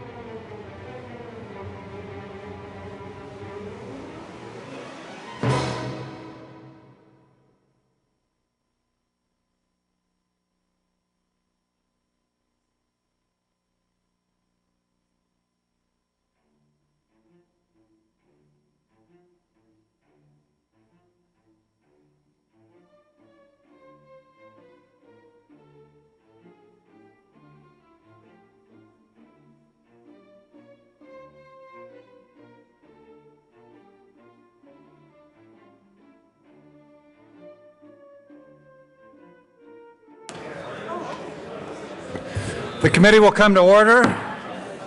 With your unanimous consent, the bills will be read by title unless there is a request for reading a bill at length. Committee amendments will not be read unless requested as they are printed and in your bill folders. Floor amendments will be shown on the screen and not read unless requested. Bills will be laid over upon the motion of the majority leader. The coat rule is relaxed. Mr. Kohler, please read the title of House Bill 14-1012. House Bill 1012 by Representatives Tyler and Giroux, also Senator Cafalas, concerning income tax credits to promote investment in Colorado advanced industries. Do we have a report? I don't remember. I didn't bring my bill. Oh, go ahead. You move it. Representative Tyler. Thank you, Mr. Chair. I move the House Bill 1012, the Appropriations and the Finance Committee reports. To the Appropriations Committee report. All right. Thank Representative you. Tyler. Thank you, Mr. Chair. The Appropriations Committee report sets up the funding for this bill and changes from the initial concept of $1 million for the first year to $375,000 in the first year and $2 million in subsequent years to $750,000 in subsequent years. I ask for and I vote. And I vote. Is there any further discussion on the Appropriations Committee report? Seeing none, the question before us is the adoption of the Appropriations Committee report. All those in favor say aye. Aye. Aye. All those opposed say no. The Appropriations Committee report is adopted. To the Finance Committee report, Representative Tyler. Thank you, Mr. Chair. I move the Finance Committee report, which changes the bottom amount that can be qualified for an investment from $25,000 to $10,000. This is the minimum amount then. Ask for an aye vote. Is there any further discussion on the Finance Committee report? Seeing none, the question before us is the adoption of the Finance Committee report. All those in favor say aye. Aye. All those opposed, no. The Finance Committee report is adopted. To the bill, Representative Tyler. Thank you, Mr. Chair. This bill continues an angel investor tax credit bill whereby people that are investors in a company that seems to have a strong opportunity in advanced industries to take off and create a lot of jobs, provides them an opportunity to get an investment tax credit for doing so if they say that it will make a difference in their investment. I ask for an aye vote. Representative Giroux. Thank you, Mr. Chair. Members, good bill. Vote yes. Is there any further discussion on House Bill 1012? Seeing none, the question before us is the adoption of House Bill 1012. All those in favor say aye. Aye. All those opposed say no. House Bill 1012 is adopted. Mr. Kohler, Madam Majority Leader. Thank you, Mr. Chair. I move that House Bill 1015, House Bill 1297, Senate Bill 158, and House Bill 1102 lay over until tomorrow, April 15. Seeing no objection, the bills mentioned by the Majority Leader will be laid over until tomorrow. I think we're on 1023. Okay. Mr. Kohler, please read the title of House Bill 1023. House Bill 1023 by Representative Lee, also Senator Ulibarri, concerning the provision of social workers to juveniles. Representative Mr. Pete Lee from Colorado Springs, House District number 18. Thank you, Mr. Chairman. I move for the adoption of House Bill 1023 and the Appropriations and Judiciary Committee reports. To the Appropriations Committee report, Representative Lee. The Appropriations Committee, pursuant to our motion, reduced the appropriation to support this bill to provide $455,983. And I ask for an aye vote. Is there any discussion on the Appropriations Committee report? Seeing none, the Appropriations Committee report is adopted. To the Business Committee report, to the Judiciary report, Representative Lee. Thank you, Mr. Chair. I'll give you the Judiciary Committee report. The Judiciary Committee report. Representative Lee, I'd like to be expeditious and move this thing forward, but I think I need to call for a vote on each one. I apologize for not doing that. All in favor of the Appropriations Committee report, please say aye. Aye. All opposed, no. The Appropriations Committee report is indeed adopted. Thank you, Mr. Chair. I move for adoption of the Judiciary Committee report. The Judiciary Committee report defined social workers in the Colorado Code, just added the statutory definition. I ask for an aye vote on the Judiciary Committee report. Any discussion on the Judiciary Committee report? Seeing none, the question before us is the adoption of the Judiciary Committee report. All in favor say aye. Aye. All opposed, no. The Judiciary report is adopted. To the bill, Representative Lee. Thank you, Mr. Chair. The House Bill 1023 came out of the 2013 interim Committee on Juvenile Justice. The impetus for this bill was a report put together by the National Juvenile Defender Coalition. If any of you are interested in the state of juvenile justice in the state of Colorado, I urge you to take a look at this 100-page report. It gives a lot of details about the status of the judicial system in the state of Colorado. And one of the conclusions that the report reached in the executive summary was that despite the efforts of many talented and dedicated lawyers who practice in the juvenile courts, the juvenile indigent defense system in Colorado suffers from benign neglect. It's not that people willingly work against the system, there's just no concerted effort to work for it. The lack of statewide leadership, coupled with a lack of professional standards or dedicated focus on juvenile justice, has left most offenders who practice without adequate support in the system. So two bills arose out of this interim committee. One was to provide lawyers for juveniles after determining that 45% of the kids in Colorado go through the juvenile justice system without counsel. The second bill, which is this bill, came through with a recommendation that social workers be attached to juveniles early in the process to provide the analysis and assessment to determine why these kids are in the juvenile system in the first place. They've committed offenses, but generally there's more going on there. And social workers take more of an interest in and focus on what some of those problems might be.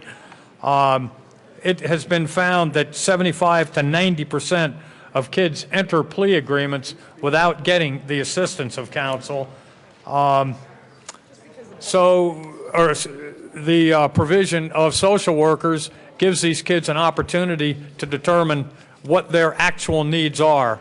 A lot of these kids have diagnoses of mental health or substance abuse disorders, 70% of them, in fact, which is 2 times to 3 times the rate of people in the general population.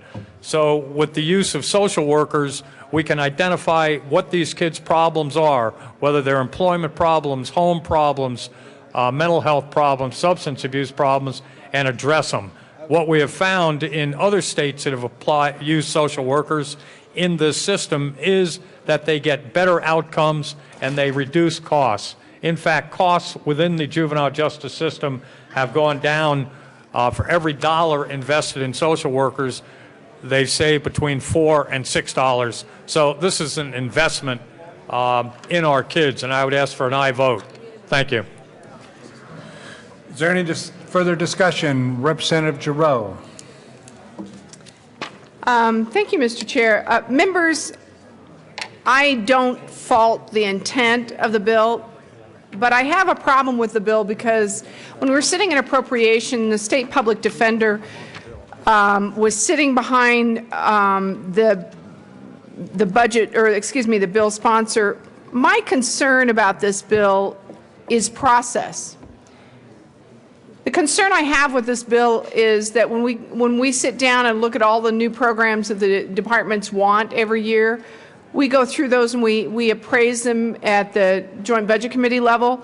And I view this bill, and I mean no disrespect to the bill sponsor, but I deem this bill as the public defender's office is their way to get a little bit more money out of the budget. They just want to get a little bit more money.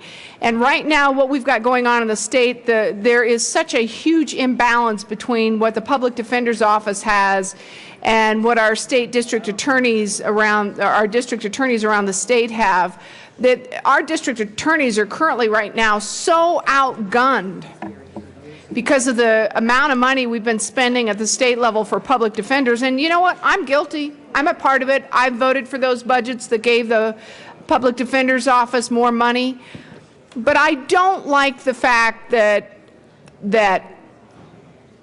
I believe the public defenders, and you're going to see a couple of these, public defender's office is just looking for just a little bit more money, just a little bit more money. And they're always complaining that they're not well paid, and they're always complaining that they can't give their employees the type of dollars that they could get someplace else. Well, I don't care. I'm tired of it. I'd like to take care of the DAs for once. This may be a good program, but I'm just saying enough is enough. No more money. I'll be a no. Representative Kagan. Thank you, Mr. Chair. And I think it's more constructive than to say who's getting money, who's wanting money, who's complaining about not having enough money. Let's look at what this bill actually does and what this money provides.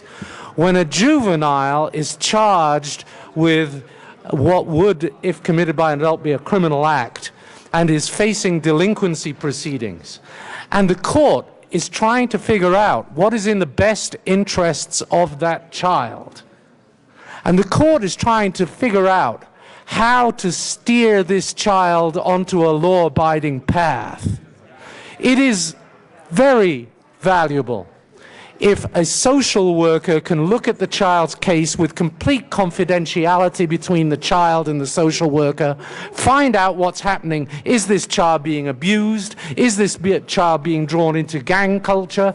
What is going on with this child? So that the social worker can contribute to the discussion of how to steer this child onto the right path, and knows what resources are available for wayward children, knows what resources can be constructively suggested to the court and to the district attorney handling this case to get a more constructive outcome for the child. This isn't a matter of who gets more money this year. Is it the public defender or the district attorneys? Or it shouldn't be. I submit to you, members.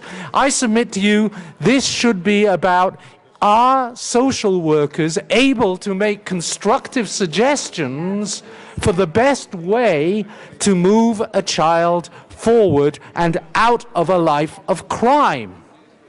They can, but they only can if they're funded.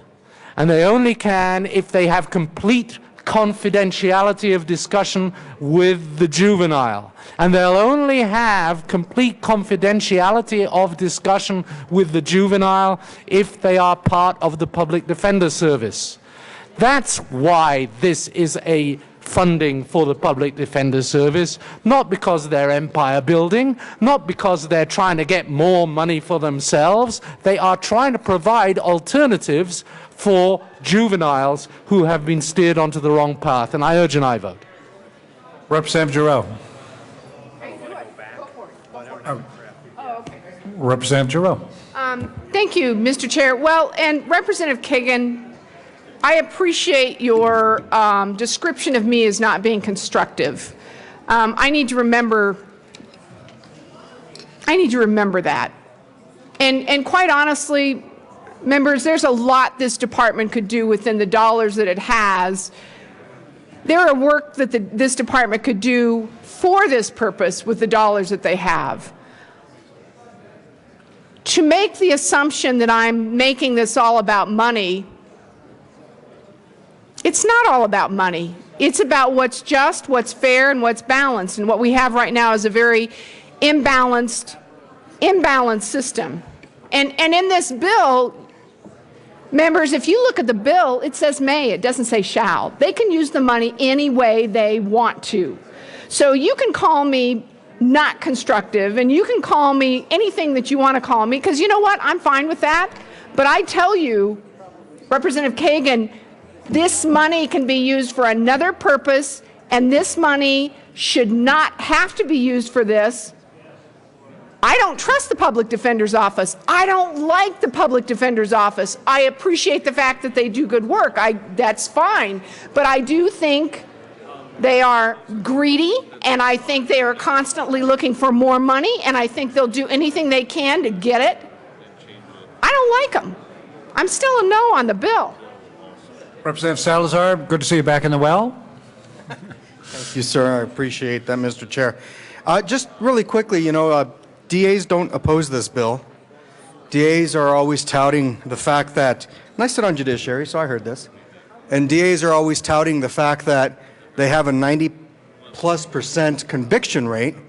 So I don't see how there's an unbalanced or an imbalance of power going on here, and this helps out kids. So members, I ask that you please support this bill, because there isn't some crazy imbalance of power, and we're also helping out kids. Representative Giroux. Thank you, Mr. Chair. And Representative Salazar, if you're on judiciary, you should know that there's an imbalance of power. You should know that there's an imbalance of funding. You should know that, and that's what this is all about.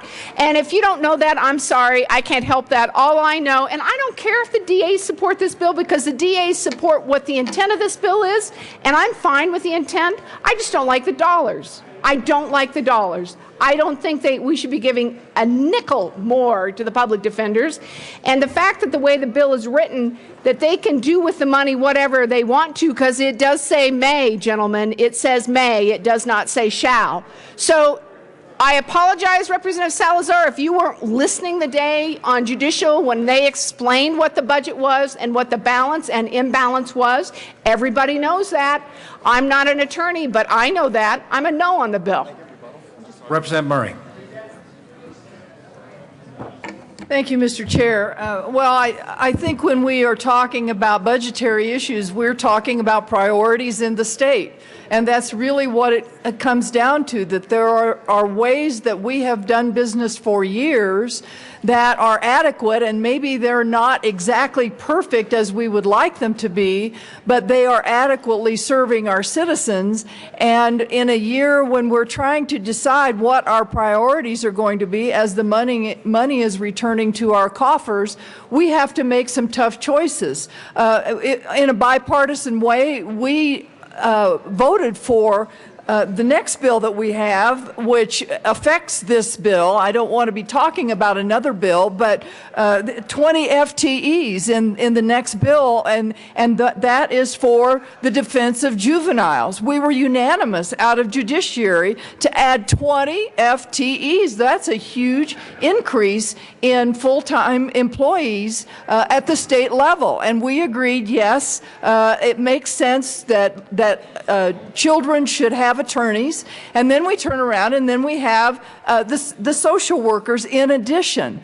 So I think what we're trying to say here is let's use some judicious movement on adding a new program that is going to add to the budget in the future in a year when K through 12 is trying to pay down the negative factor. Every one of these additional programs that we're adding takes away from the negative factor, or should we talk about roads? You know, there are some basics that we're required to cover in the state, and one of those is roads, another one is public safety, and the other one is education. So those should be our prime priorities in the state. So I urge a no vote. Representative Salazar. Thank you, Mr. Chair, and thank you for personalizing that, Representative Giroux. I do sit on judiciary, and I pay attention quite well to what we're doing, and that's why I voted for Representative Gardner's bill that helps out district attorneys, and that's why I'm helping out with this one here, is because we're on a path here in terms of our judicial system to not only help out district attorneys, but also to help out our youth, which is a priority. And we've seen that this program works throughout the nation, particularly in Kentucky, I believe. And so, yeah, I was paying attention. That's why I voted for the bill, and that's why I'm asking our members to go ahead and vote for this one as well. Representative Giroux. Thank you, Mr. Chair. Well, Representative Salazar, I wasn't making it personal. You're the one that was talking about whether you were in judiciary and listening, and quite honestly, I didn't take it personally when Representative Kagan said I needed to be more constructive. I actually, you know what? You can't take this personally. You know what? You got to grow some thick skin down here because it's not personal. Just ask Representative Duran. She knows. I think I've helped with several layers with Representative Duran, and you know, this is all part of the game. It is all part of the game. Oh, Representative Salazar, this is a game. This is politics. This is a game. Just ask Machiavelli. Vote no on this bill. Representative Lee. Thank you, Mr. Chair. And in response to Representative Giroux's suggestion, which I think is a good one, we are going to propose an amendment to this bill, which I move that we adopt Amendment 007 and ask that it be displayed. The amendment is properly before us. Representative Lee to the amendment. Thank you, Mr. Chair. This changes the bill to make it obligatory, mandatory, that the public defender use the appropriation to hire social workers. It isn't discretionary. He can't use it for other purposes. He has to use it for social workers. And I ask for an aye vote on the amendment. Representative Giroux. Thank you, Mr. Chair. And Representative Lee, thank you for the amendment. I appreciate it. I will be a yes vote on this amendment. I'll be a yes vote on this amendment, and I'm going to have to think about the bill. Thank you. Is there any other discussion on L007?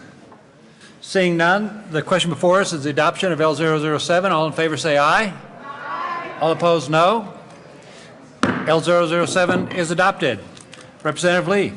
Thank you, Mr. Chair. I want to respond to some of the comments that have been made. The social workers, this use of social workers in the criminal justice system is a best practice. It's an evidence-based practice that has been adopted in other jurisdictions around the country, some for adult offenders, some for juvenile offenders, in over 12 states.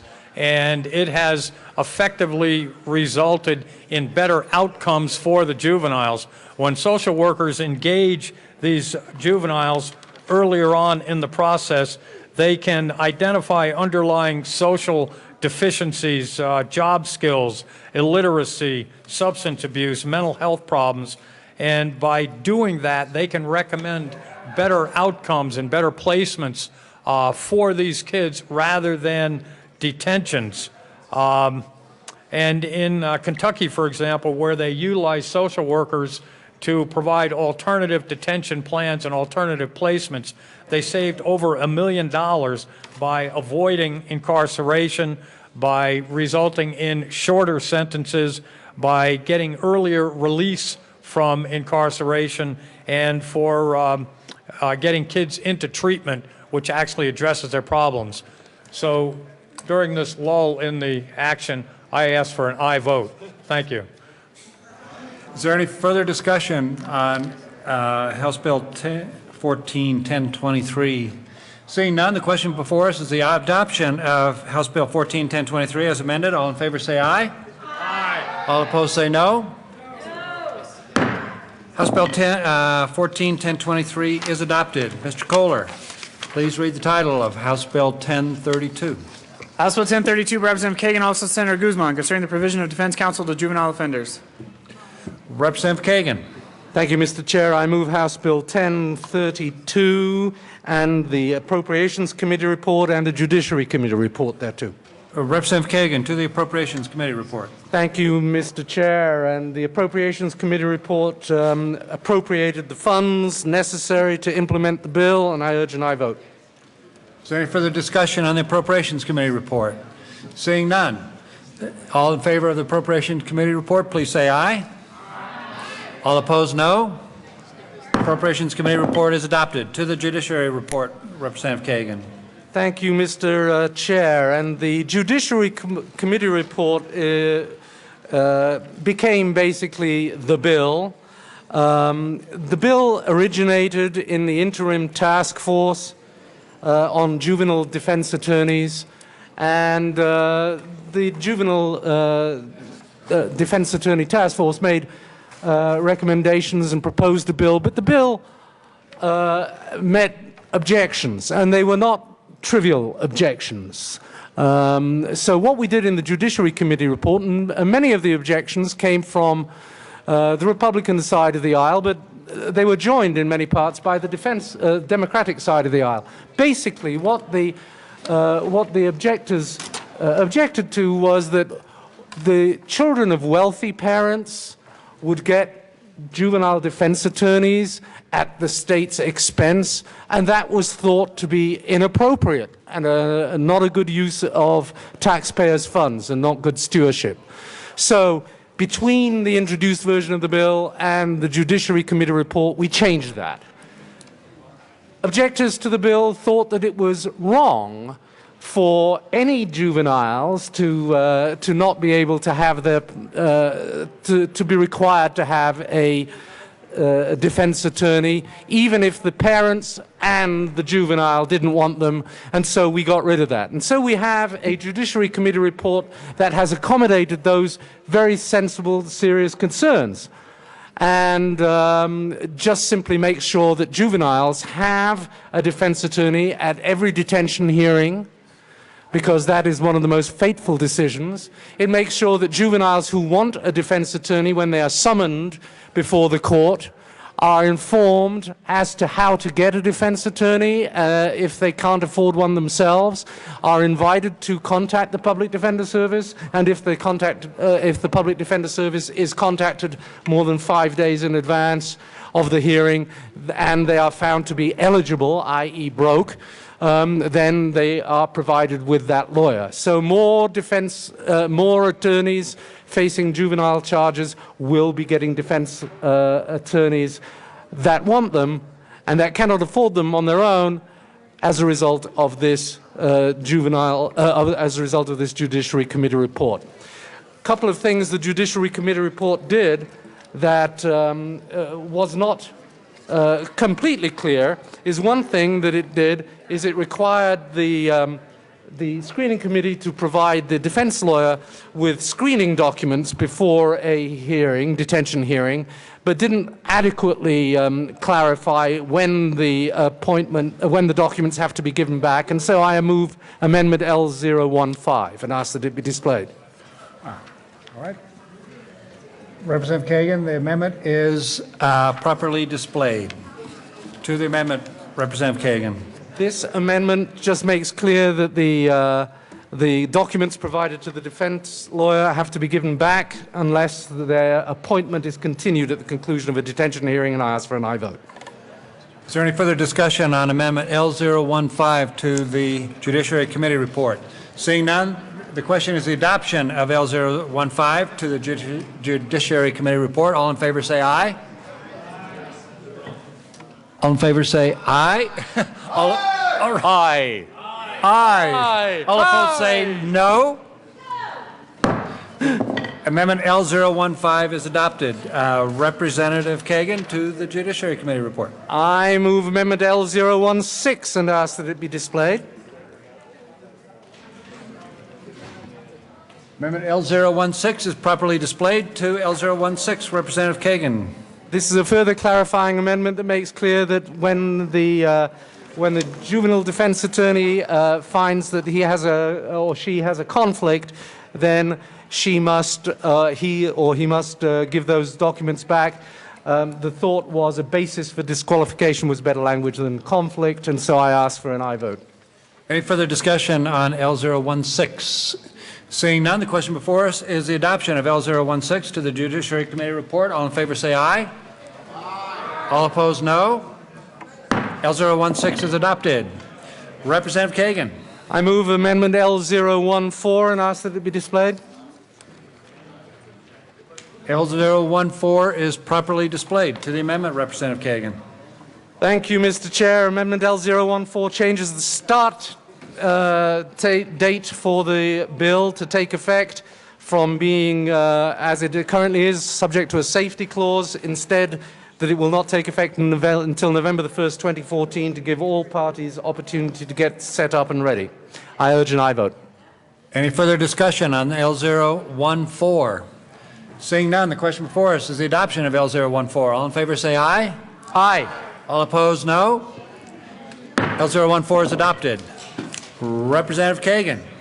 Mr. Chair, I've told you why the Judiciary Committee report, which was unanimously voted on yes in committee, was good, so I will ask for an aye vote. Any further discussion on the Judiciary Committee report? Seeing none, the question before us is the adoption of the Judiciary Committee report. All in favor say aye. Aye. All opposed no. Judiciary Committee report is adopted. Representative Kagan, to the bill. Members, the Judiciary Committee report, which was unanimously adopted, is fundamentally the bill. It is a good one. That's why the Judiciary Committee voted for it unanimously. I urge an aye vote. Any further discussion on House Bill 14-1032? Seeing none, the question for us is the adoption of House Bill 14-1032 as amended. All in favor say aye. Aye. All opposed no. House Bill 14-1032 is adopted.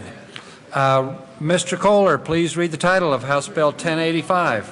House Bill 1085, Representative Fields, also Senator Zenzinger, concerning adult education in connection with creating the Adult Education Literacy Grant Program to provide state monies for adult education programs to participate in workforce development partnerships and making an appropriation. Representative Fields. Thank you, Mr. Chair. I move House Bill 1085 and the Appropriation Committee report. To the committee report, Representative Fields. The Appropriation Report allocates funds to support the House Bill 1085. Is there any further discussion of the Appropriations Committee report? Seeing none, the question before us is the adoption of the Appropriations report. All in favor say aye. Aye. All opposed no. The Appropriations report is adopted. Representative Fields, to the bill. Thank you, Mr. Chair. House Bill 1085 will provide funding for adult education and literacy throughout the state of Colorado. It will refocus its mission to make sure that we can achieve educational attainment to a pathway to jobs. So I urge an aye vote on House Bill 1085. Any further discussion on House Bill 1085? Seeing none, the question before us is the adoption of House Bill 1085. All in favor say aye. Aye. All opposed no. House Bill 1085 is adopted. Mr. Kohler, please read the title of House Bill 1093. House Bill 1093 by Representative Duran, also Senator Newell, concerning the establishment of the Creative District Community Loan Fund.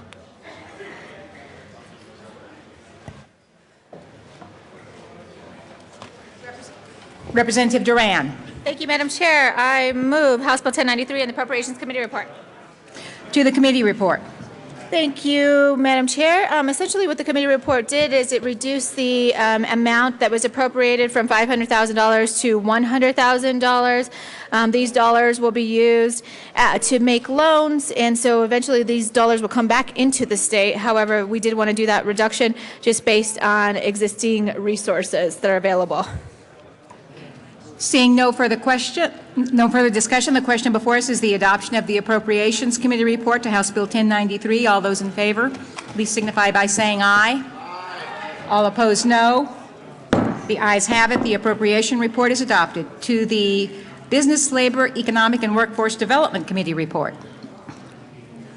Representative Duran. Thank you, Madam Chair. Essentially, what this bill does is it will enable different certified creative districts throughout the state of Colorado to receive grants to help with infrastructure building, and they can be in the form of grants, loans, revolving low-interest loans. Okay. We heard from folks all over the state in support of this bill. I ask for your support on the Representative Duran, was that to the business report? Yes. Okay. Is there any further discussion on the business report? Seeing none, the question before us is the adoption of the Business, Labor, and Economic and Workforce Development Report. All those in favor, please signify by saying aye. Aye. All opposed, no. The ayes have it. The Business, Labor, Economic, and Workforce Development Committee report is adopted. To the bill, Representative Duran. Thank you, Madam Chair. I do have one amendment, and this amendment was brought forward after the bill got out of the Appropriations Committee. It is L006, and so I move L006 and ask that it be displayed.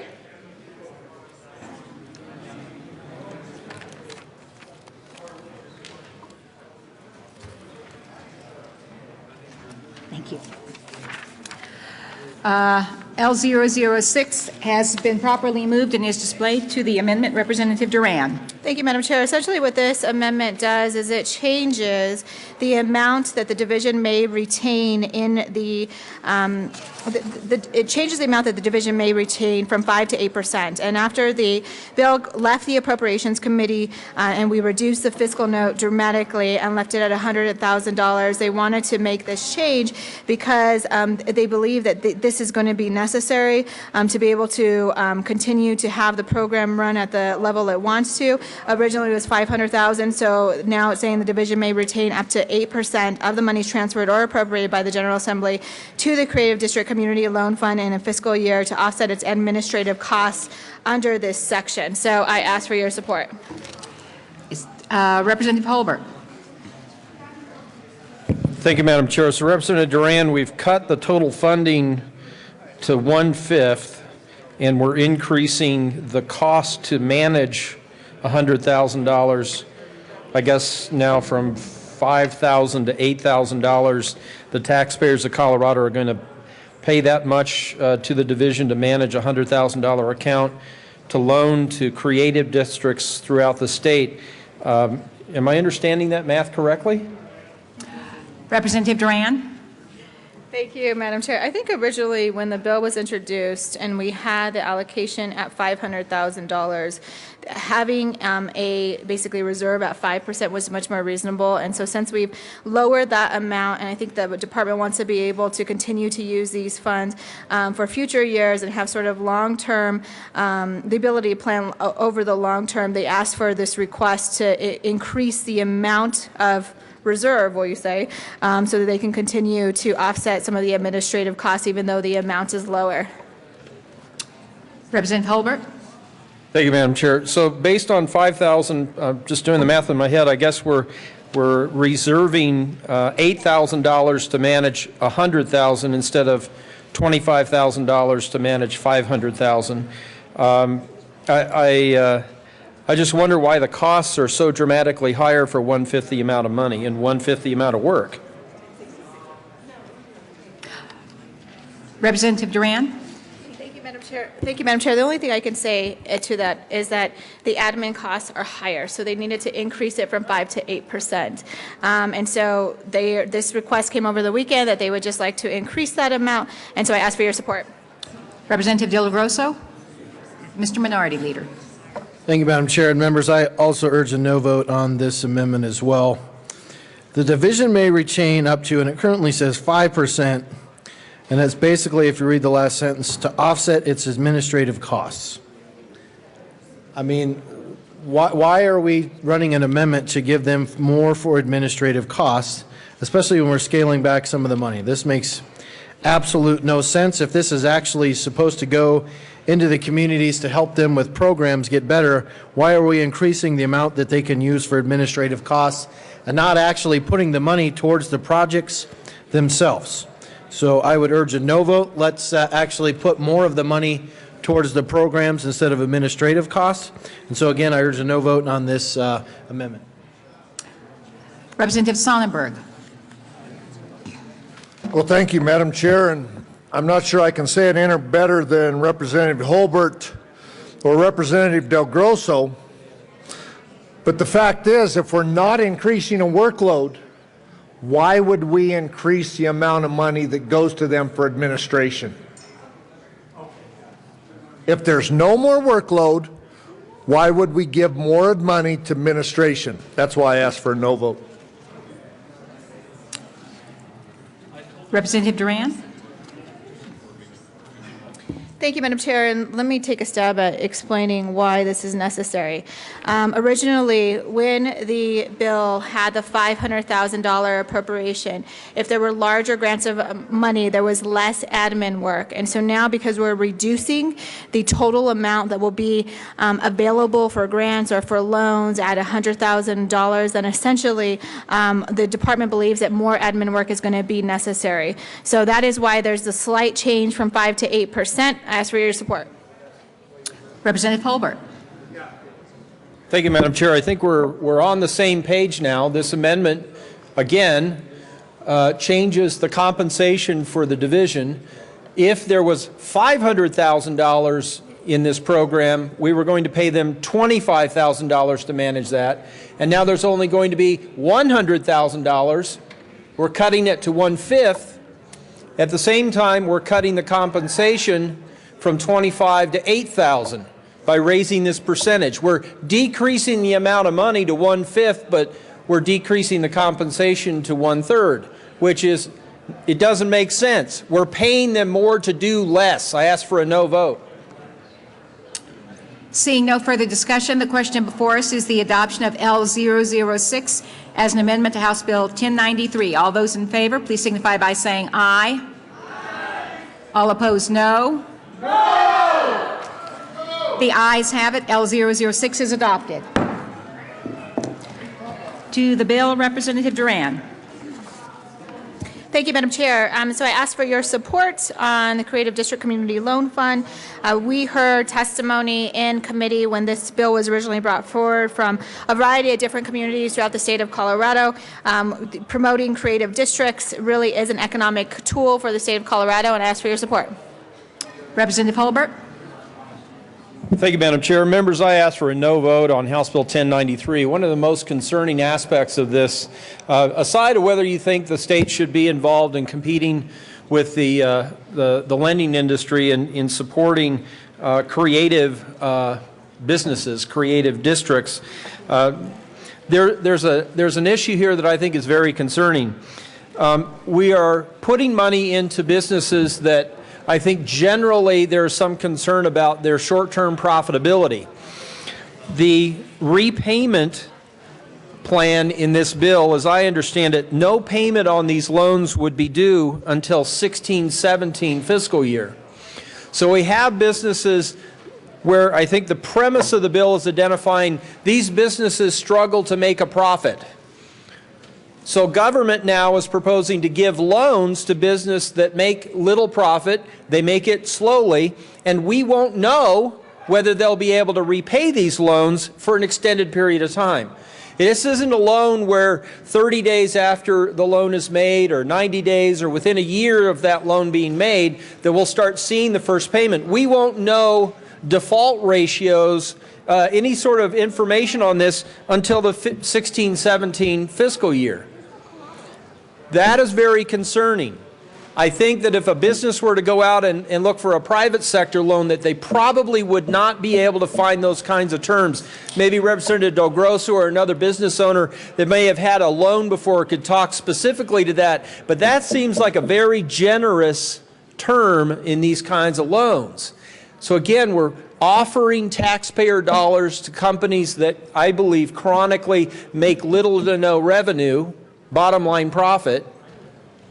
We're allowing them a greater period of time to go out and use taxpayer dollars, and we won't know whether or not they're actually generating a profit. And then off in the 16-17 fiscal year, I believe that we will see a very high default rate on these loans. We should not be in the business of competing with the private sector lending industry, and we should not be using taxpayer dollars to make loans to businesses. I ask for a no vote. Minority Leader Del Grosso. Thank you, Mr. Chair. And Representative Duran, I guess that actually brings up some of my questions that I was asking some of my other colleagues, because I didn't hear this in committee. But normally, like when I've gone to a bank and I try to get a loan, usually it's a very extensive process, and there's several protections on the other side against the case that I might have default, I might be late. I usually have to put up some kind of form of collateral. I think on one of my loans, my house I had to put up. Basically, I think I had to say that I was willing to throw my kids in there as well at the end of the day. But there's usually some kind of a collateral, or there's some kind of thing if I default, there's terms. I didn't see that in here. Are they going to require these businesses to put something up for collateral? Is there a certain percentage of collateral? What happens if they default? If they default on the loan, who's on the hook for that money? Is that going to take money back out and take it away from the other projects? I mean, I guess when you're given loans, those are all different kinds of questions that normal banks would ask, so I just didn't see that in here. All right.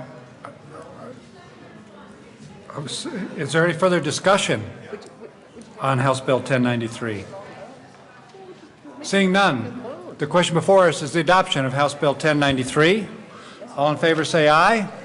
All opposed say no. No! Gee. 1093 is adopted. Mr.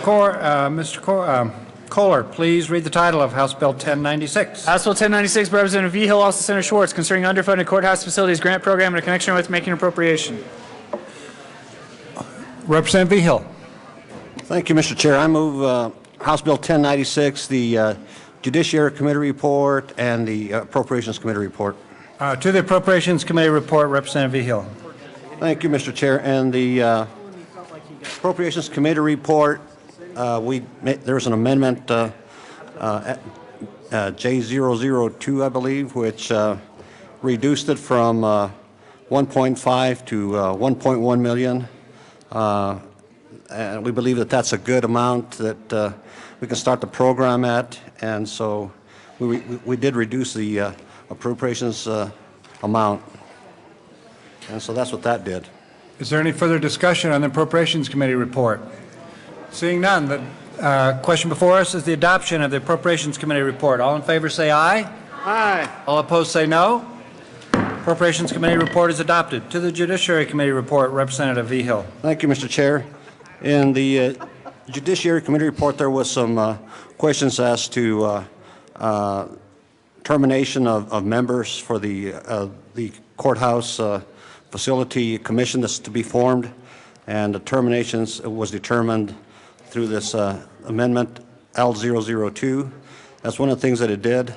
And the other thing that it did was there will be a review of the regulatory agencies and the functions for termination of consultation or reestablishment following the agency's functions, or both to terminate in September 1st of 2014, so there is a ending or review at the end of 2014, September 2014. And that's what that, and I ask for an aye vote. Is there any further discussion on the Judiciary Committee report? Seeing none, the question before us is the adoption of the Judiciary Committee report. All in favor say aye. Aye. All opposed say no. Judiciary Committee report is adopted. To the bill, Representative Vigil. Thank you, Mr. Chair.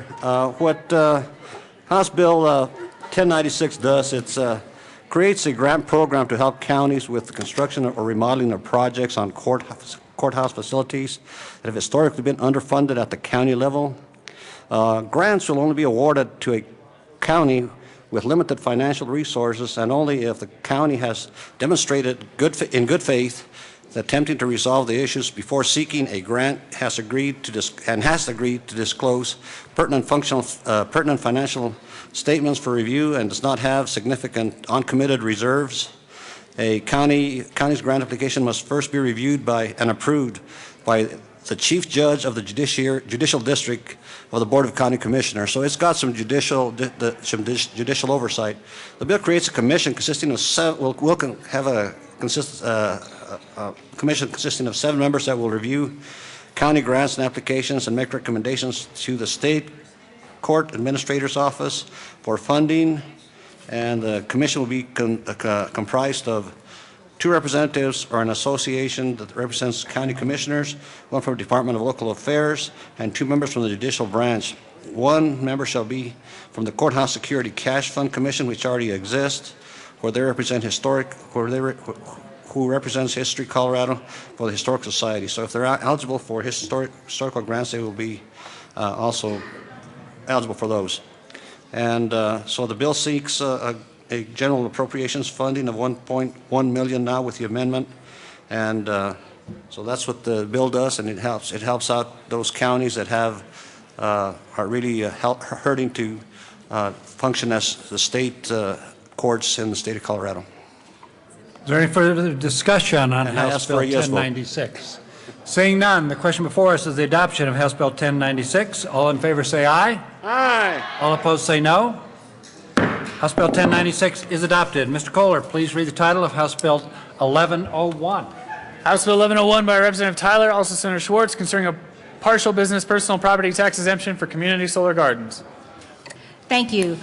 Representative Tyler. Thank you, Madam Chair. I move House Bill 1101 and the Finance and Transportation Committee reports. Thank you. To the Finance Committee report, please. Thank you, Madam Chair. The Finance Committee report simply put a 5-year sunset on this bill to make sure that we don't overspend the money for over too many years. And I ask for an aye vote. Seeing no further discussion, the question before us is the adoption of the Finance Committee report. All those in favor, please say aye. Aye. All opposed, no. The ayes have it. The Finance Committee report is adopted. To the Transportation and Energy report, Representative Tyler. Thank you, Madam Chair. The Transportation and Energy Committee report made a further change to the bill to include other certified nonprofits as part of the organizations that would not be required to pay business personal property tax for their solar power generated in a solar garden. I ask for an aye vote. Seeing no further discussion, the question before us is the adoption of the Transportation and Energy Committee report. All those in favor, please signify by saying aye. Aye. All opposed, no. The ayes have it. The Transportation and Energy report is adopted. To the bill, Representative Tyler. Thank you, Madam Chair. And this bill is pretty straightforward. I can speak to it very simply. If you put solar panels on your rooftop, you are not subject to business personal property tax, whether that rooftop is a municipal building, a personal residence, or a nonprofit entity such as a nonprofit college.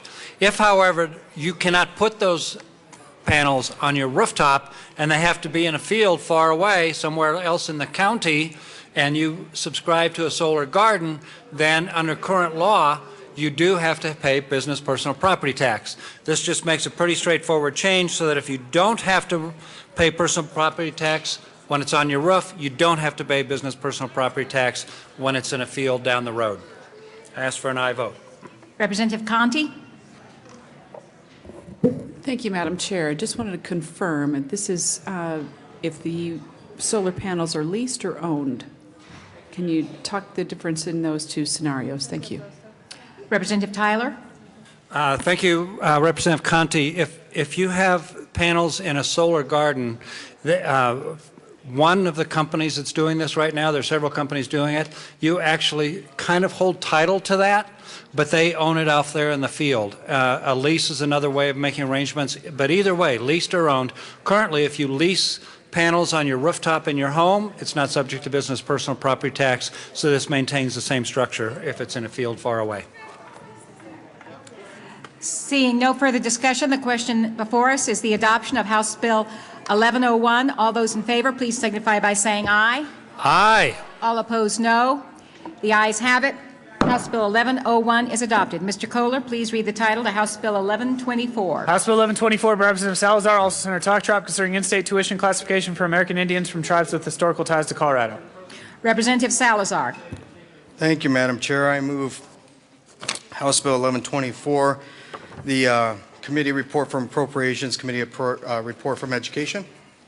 Thank you. To the Appropriations Report.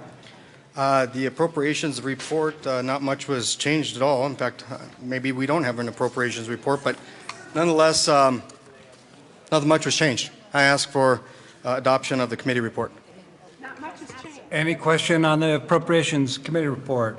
Representative Giroux. Thank you, Mr. Chair. So, not much has changed. What is that? I've never heard that description of an Appropriations Committee report. Could you explain what actually did change? Representative Salazar. There we go. I'm sorry, Representative. You guys love my bill. It passed out of committee. I think it was 9-2 or 10-3. And let me see here. Here we go. No. Here we go. Oh, that's education. Yeah. Here we go. Appropriated the funds, sum of $783,000. And I ask for an aye vote on the Appropriations Committee report. Representative Giroux. Thank you, Mr. Chair. And members, I was in Appropriations and I actually voted against the bill, not because I don't believe that we ought to be educating any child that wants to go to school, but the problem with this bill is it's going to put a huge pressure on higher education. It's also going to, we have a school, Fort Lewis, that offers an incredible education for Native American students any place in the country. Any place in the country you can come and go to Fort Lewis. And it's a fabulous program. They offer, they actually have a program that's designed for Native American students regardless of where they come from, because they're actually engaged and practicing creating success for those students.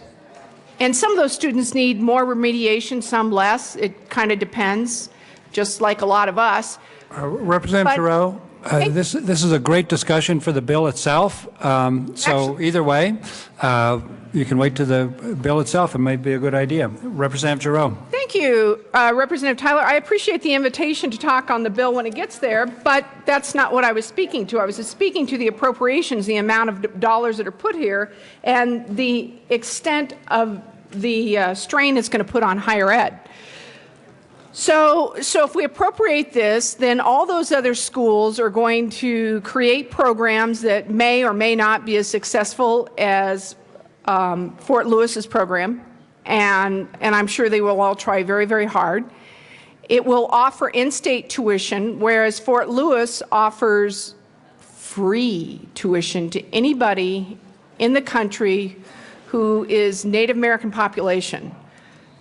This bill actually makes no financial sense, and the point of the appropriations report is it highlights in dollars and cents all the lack of financial sense this bill doesn't make.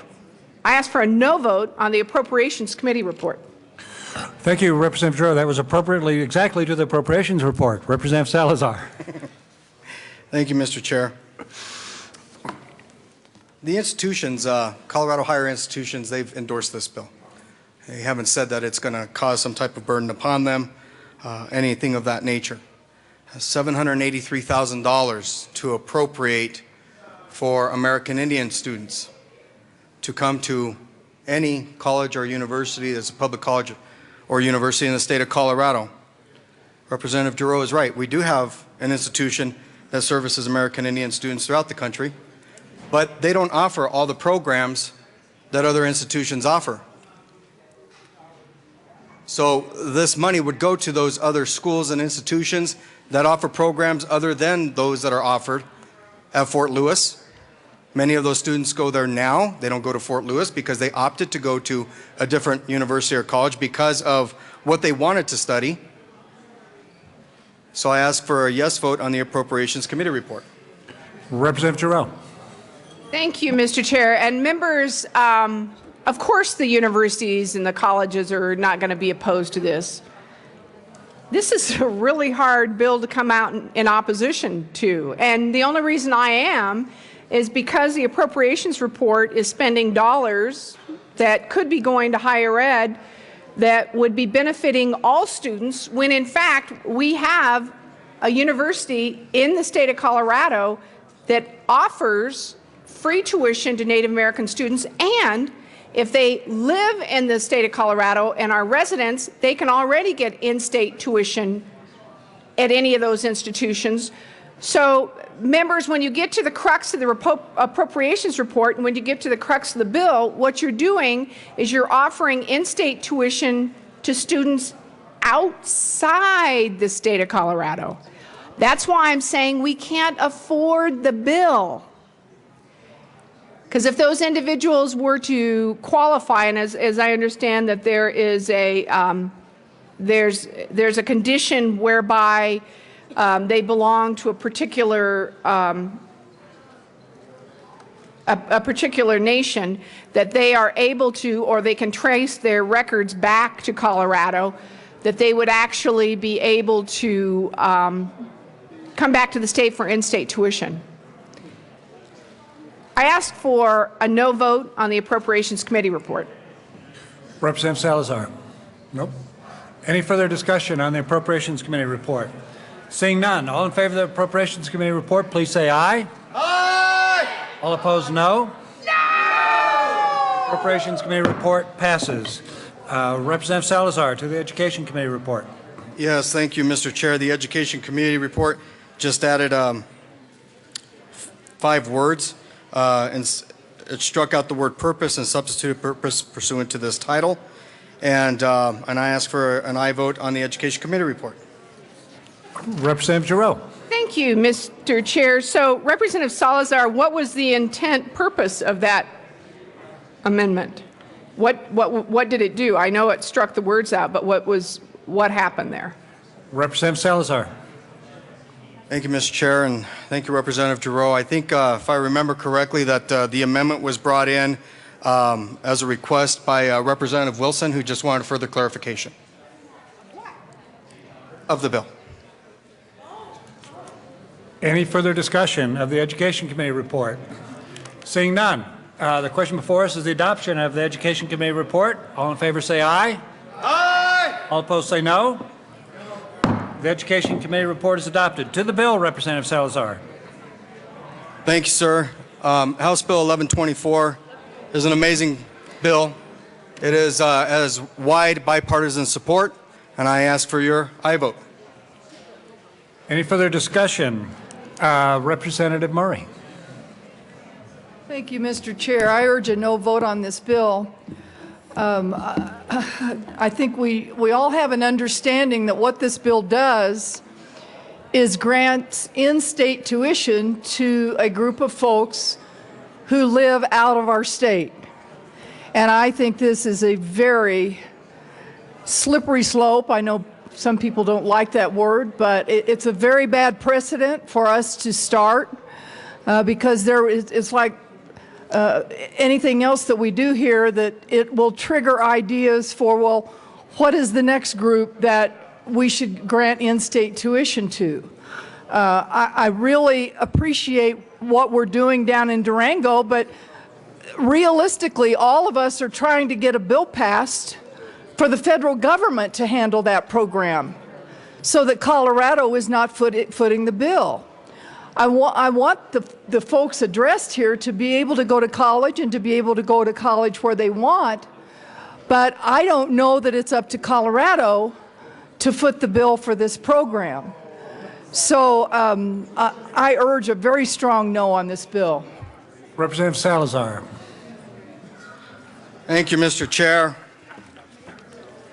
Let's take a look at our statutes. Who we afford in-state tuition to. To respond to Representative Murray, let's see what we do. We afford in-state tuition to Olympic athletes. They're not residents of Colorado. They train here only part of the time. They go back to their home states, and they get in-state tuition. We provide tuition for Canadian military personnel. They're not members of the state, residents of the state of Colorado. They come here sometimes to do some training at NORAD, but by and large, they're not here in the state of Colorado. How you like this one? Here's a good one. We provide in-state tuition for Chinese and Russian students in graduate public policy programs.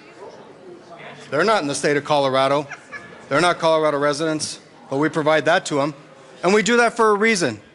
We do it for a reason of public policy. There's a public policy reason why we provide in-state tuition to Chinese and Russian students in graduate public policy programs. That way, when they come here, they can learn about our democratic process, and hopefully when they go back to their own countries of origin, they can go and spread those democratic processes in their own countries. We do that for Olympic athletes because we want to show our appreciation to Olympic athletes who come out to Colorado Springs and train. Yes, Representative Giroux, that's what we do. That's the whole stated purpose. I'm sorry, Zabel. That's the whole stated purpose. Oh, I'm not making it personal. I'm just trying to add layers of skin. I'm adding layers of skin.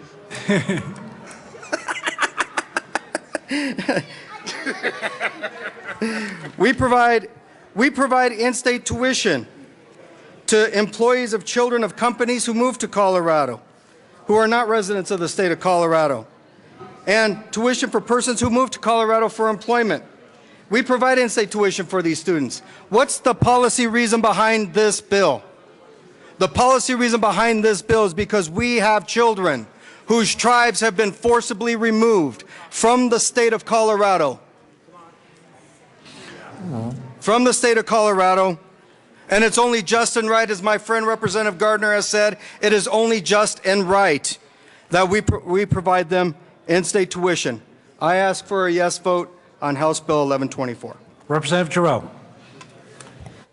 Thank you, Mr. Chair. Well, members, I don't think we should be charging Native American Indians tuition in the state of Colorado. And guess what? We don't. We don't charge tuition. So, Representative Salazar, I'm not quite sure why you stopped at state institutions, because by your argument that Native American population should be able to go to any school that they want to so they can study what they want, I don't know why you didn't require private institutions to offer them the same deal. I mean, to me, you're showing a bias because you're not allowing them. What if you have a Native American that wants to go to DU? You're not allowing them to do that. This bill is restricting those individuals. This bill restricts those individuals from going to DU. This bill is going to restrict those individuals from going to Regis. This bill is going to restrict those individuals from going to any private institution. But what this bill will do is this bill will cost the higher education system, if you look at the fiscal note in 14-15, excuse me, the revenue change will be at least $5.3 million and continue on thereafter.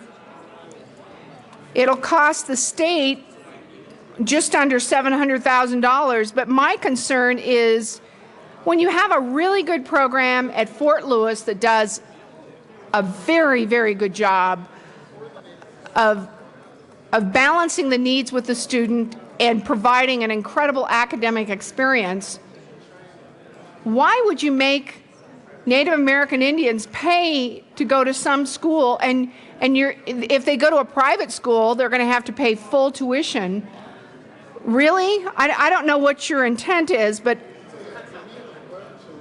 I don't think you're really being fair, and I don't really think that you're looking at offering the best education to those students, because I think they actually do deserve the best. Fort Lewis has done an incredible job. They can get an education there for free. If I had a choice between in-state tuition and free, guess what I would pay? Nothing. Which one would I would choose this one. I would choose this one because it's right, and it is the right side of my body. I would choose this one. I don't know if you guys have noticed that I'm wearing the same green as the carpet in the chair. I asked for a no vote on this bill. To the bill, Representative I'm going to Giroux. go sit down in my chair and see if I disappear. Yes.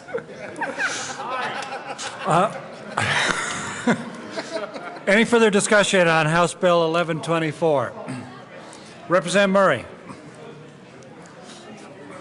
Thank you, Mr. Chair. In committee, there was a woman who's in charge of an Indian Studies program at CU, and she indicated that the reason to support this bill was because right now they have these Indian Studies courses, and in one particular course there's only one Indian, and so that maybe this would attract more Native Americans to our state. Well, is that what our universities are all about? I mean, shouldn't we be serving a constituency that is in our state that needs to be served rather than the other way around? So we have 5 people in a department, in a study area, and we have only one Native American in the program. I guess I would question why we're doing that program. So for us to step in as a state and say, well, let's support this program by bringing people in from out of state, it's not the way it should work. I urge a no vote on this bill. Representative Giroux. Thank you, Mr. Chair. No, members, I didn't make it up to my chair, and I will disappear soon.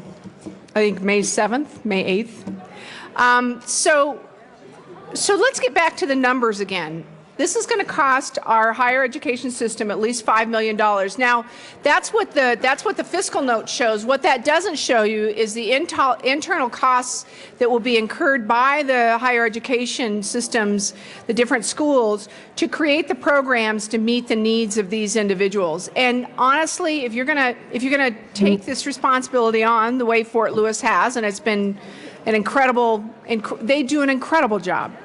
But if you're really going to take on the responsibility of helping these young individuals, and sometimes not so young, heck, you can be, let's say 58, like I am, and studying for the LSAT just because you enjoy studying. So you're going to have these individuals that are going to come into that school, and the school has got to be prepared to take care of them. They've got to be prepared to offer them the type of education that they deserve, and they deserve a very high-quality education. Why would the state make the higher education institutions pay more than $5 million per year to create a program that's already created and is actually offering a free education at another institution? And then on top of this, oh, I am so sorry. I'm sorry. I'm so sorry. I'm sorry. Would you too? She didn't see you. Oh, yeah, that's right. Oh, I do apologize, Representative Court. You're right. I am pretty green today. But so why would you make Colorado state-supported schools? Why would you penalize them even more? Have them pay over $5 million per year to educate these students when you're not going after the privates? Why aren't you going after Regis? Why aren't you going after DU? Why aren't you going after the Phoenix University system? Why aren't you going after any institution that offers an education in the state of Colorado? Why are you picking on those individual state-supported schools that were on the list? I mean, if you're going to do this, let's really do this. I mean, if you really care about the Native American population, I say step up to the plate. Really do this. Make every institution in the state of Colorado that has its doors open to offer higher education, make them all give a free education. Everybody. How much do you really care about the Native American population? Or is this just a bill idea to make yourself feel good? That's what it looks like to me. Members, I want to make a note. We're going to go until 2 o'clock. Afternoon committees will meet, and then we'll come back after afternoon committee meetings, just for your information. Representative Sonnenberg. Thank you, Mr. Chair. And I move L003 and ask for it to be displayed. Amendment L003 is properly displayed. To the amendment, Representative Sonnenberg. Thank you, Mr. Chair. And what this does is says, you know, if you have a 3.0 grade point average, we want you in our colleges. We want you in Colorado, and we want you to stay here. We will offer that in-state tuition to anybody, the brightest across the country, to be here in Colorado, and I would ask for a yes vote. Members, keep the tone down a little bit, please. Representative Salazar. Thank you, Mr. Chair. Let me talk really slowly as we look to see if it fits under the title. The title's in the amendment.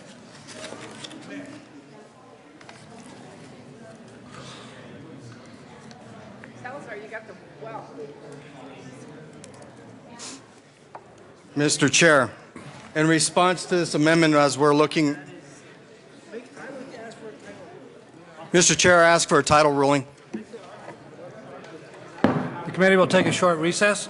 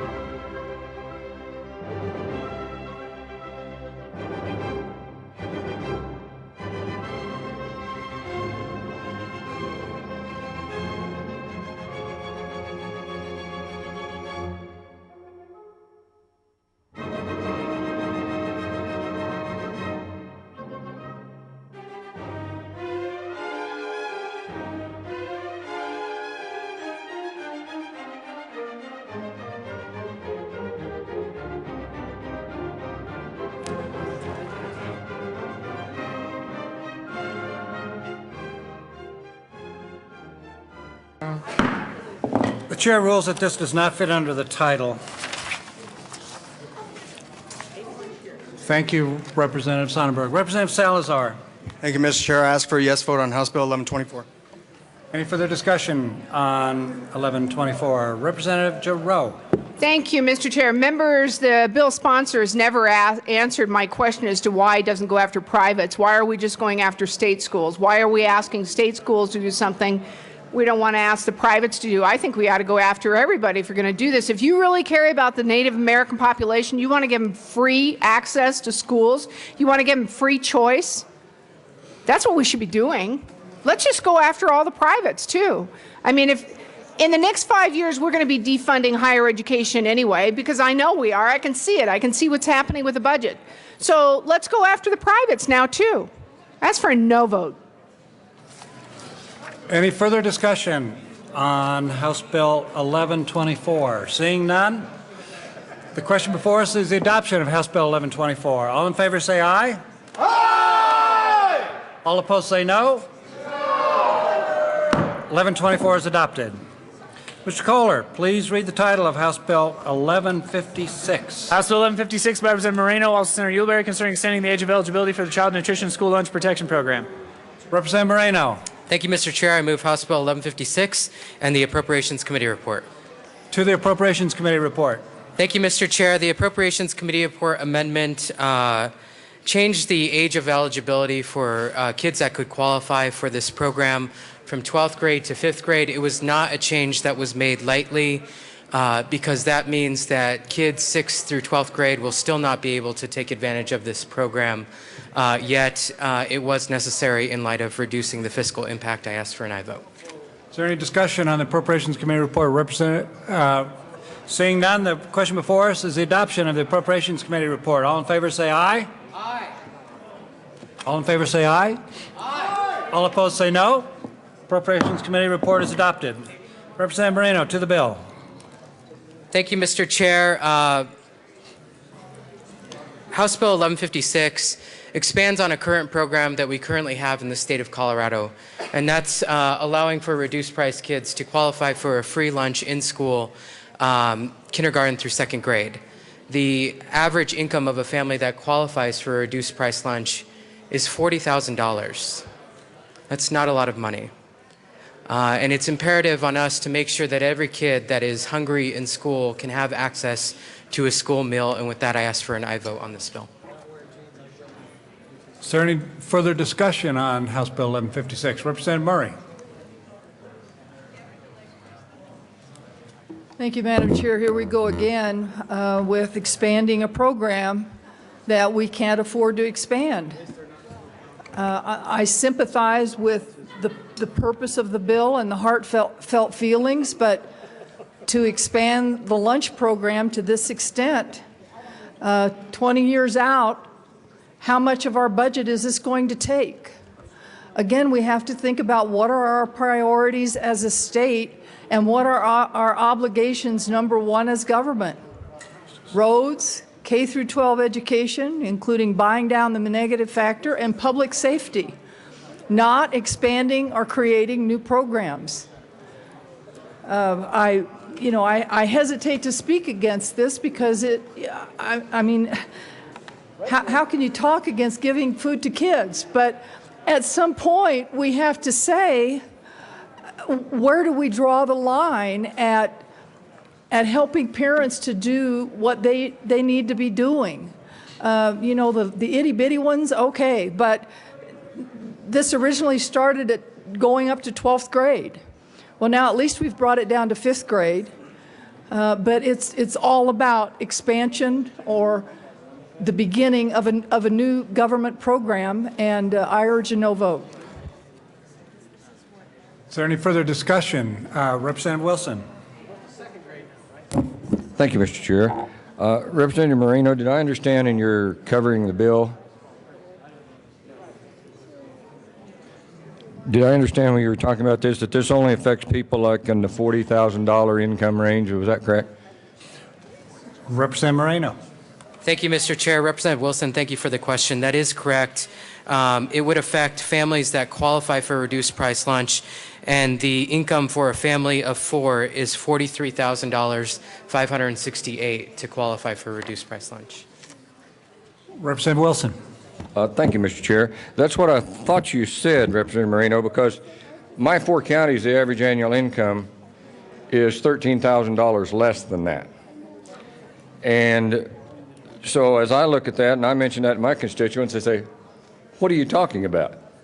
I mean, we don't make that much money here. We've learned how to survive with that. And you know me, you knew I was going to be up here anyway. To me, it seems like we're trying to raise test scores of our children in the lunchroom. We have breakfast after the bell now, and I keep asking you, which I will continue to do so, how are those test scores coming? Well, we don't know yet. And I think that's critical to this bill. We're expanding another program when we don't even know if the other one, which was sold to us on the fact that kids will do better on their test scores if we give them breakfast after the bell. So it had better improved test scores, but what if it doesn't? What will this do? We'll have well-fed kids that aren't learning. There must be something in there. I think we can use your breakfast after the bell as research for this one and hold off on this one to see if it's really going to work. So two factors. The amount of money that we're talking about that people qualify for this, that would mean every family in my 4 counties qualify for it. And that's not the fact. So my question for you is, when are we going to start holding these programs accountable, which we all know the school lunch program is one of the most mismanaged ones that ever came about in public ed. When are we going to hold them accountable and actually make a connection between test scores and feeding them? Representative Moreno. Thank you, Mr. Chair, and thank you, Representative Wilson, for the dialogue on this issue. It's important. And I absolutely agree that these programs should be held accountable. But we also have to recognize that we are talking about one of the most fundamental things in school, and that's making sure that kids get fed. I stand by the affirmation that breakfast after the bell, which we passed last year, will raise test scores. Breakfast after the bell has not taken effect yet. It will take effect starting this school year, the 2014-2015 school year. And although that data isn't available yet, I don't think data on test scores should stand in the way of making sure that kids are properly fed at school. I ask for an aye vote. Any further? Representative Holbert.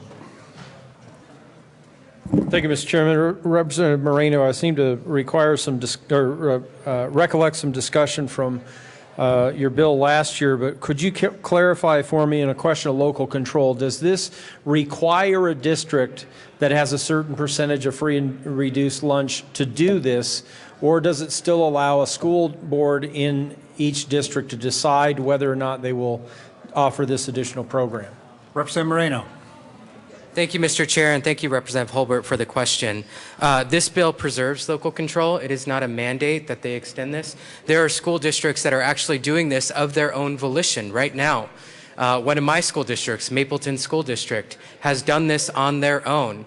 And going back to some of the things that Representative Wilson was talking about, I can't attribute Mapleton doing this program as a direct result, but Mapleton has just moved from priority improvement to improvement.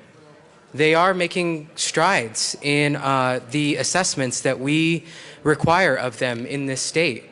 Again, I can't definitively say that this is the reason being that they are now making sure that their reduced price kids are getting a free school lunch. I can't say that that's a direct correlation, but it's possible. It's possible that they're doing better because their kids are getting fed in school. Representative Wilson. Thank you, Mr. Chair.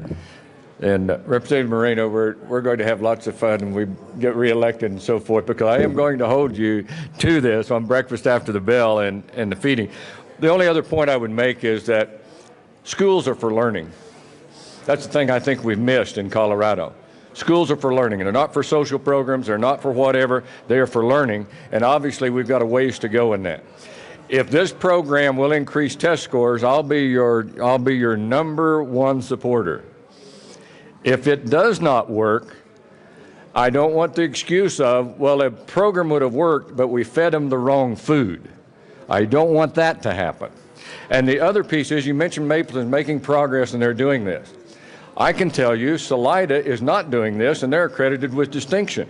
And their average annual income in Chaffee County is $33,000.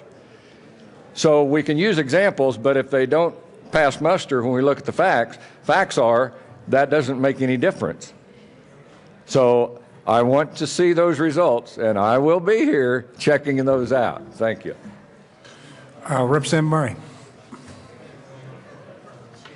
Thank you, Mr. Chair. I think I've decided to play the role of Representative Swam, and as we continue to look at bills the rest of the year, just point out the fact that this is one more program, one more entitlement, one more expansion, and at what point as a state do we buckle and we're not able to do the things that we're supposed to do statutorily as a state? I received an email from a constituent yesterday, and he said, I moved here from California to get away from more programs, more entitlements, more restrictions of my freedoms. What's going on in this state? Well, all I could say is we're headed that way. I'm from Illinois. I'm from Southern Illinois. And we begged and pleaded as Southern Illinoisans to stop all the programs because at some point the state buckles. Have you noticed what's going on in Illinois and California? That's where we're headed. So I want to point out this is one more expansion of a program, one more entitlement that people will come to expect, and it's a mistake for our state. I urge a no vote. Is there any further discussion on 1156? Seeing none, the question before us is the adoption of House Bill 1156. All in favor say aye. Aye. All opposed say no. No. House Bill 1156 is adopted. Mr. Kohler, please read the title of House Bill 1276. House Bill 1276, Representative Primavera, Senator Hodge, concerning instruction in cardiopulmonary resuscitation in public schools in connection with making appropriation. Representative Primavera. Thank you, Mr. Chair. I move House Bill 1276 and the Appropriations and Public Health Committee reports. To the Appropriations Committee report, Representative Primavera. Thank you, Mr. Chair. The Appropriations Committee report lowered our request from $300,000 to $250,000 and added an appropriation clause. I ask for an aye vote. Any further discussion on the Appropriations Committee report? Seeing none, the Appropriations Committee report, all in favor say aye. Aye. All opposed say no. Appropriations Committee report is adopted. To the Public Health Committee report, Representative Primavera. Thank you, Mr. Chair. The Public Health and Human Services Committee report made an amendment to the bill at the request of Representative Wilson to give rural school districts an equal chance at having a grant approved, and I ask for an aye vote. Any further discussion on the Public Health Care and Human Services report? Seeing none, the question before us is the adoption of the Public Health Care and Human Services report. All in favor say aye. Aye. All opposed say no. The Public Health Care Committee report is adopted. To the bill, Representative Primavera.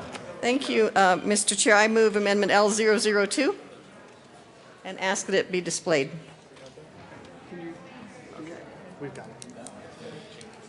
L002 is properly displayed. To the amendment, Representative Primavera. Thank you, Mr. Chair. This is a technical cleanup. We forgot to strike the word 300,000 in one spot, so this strikes that and adds 250,000 to make it consistent with the appropriation.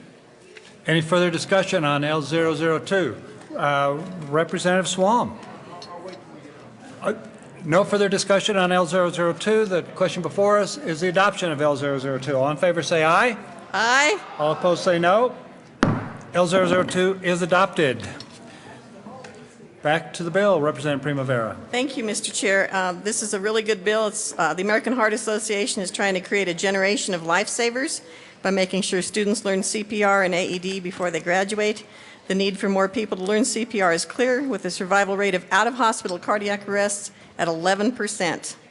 The American Heart Association is working to ensure that a key part of the solution, training tomorrow's adults with simple steps to save a life, is in place throughout the country. It's a good bill. I ask for an aye vote. Any further discussion? Representative Swam. Thank you, Mr. Chair. Members, I rise in opposition to this bill. Here we go again, setting up a new fund, a new way to spend money. And come on, let's get real on this one. We're taking $250,000 out of the general fund, which could go to the negative factor, and training kids how to use CPR and these devices.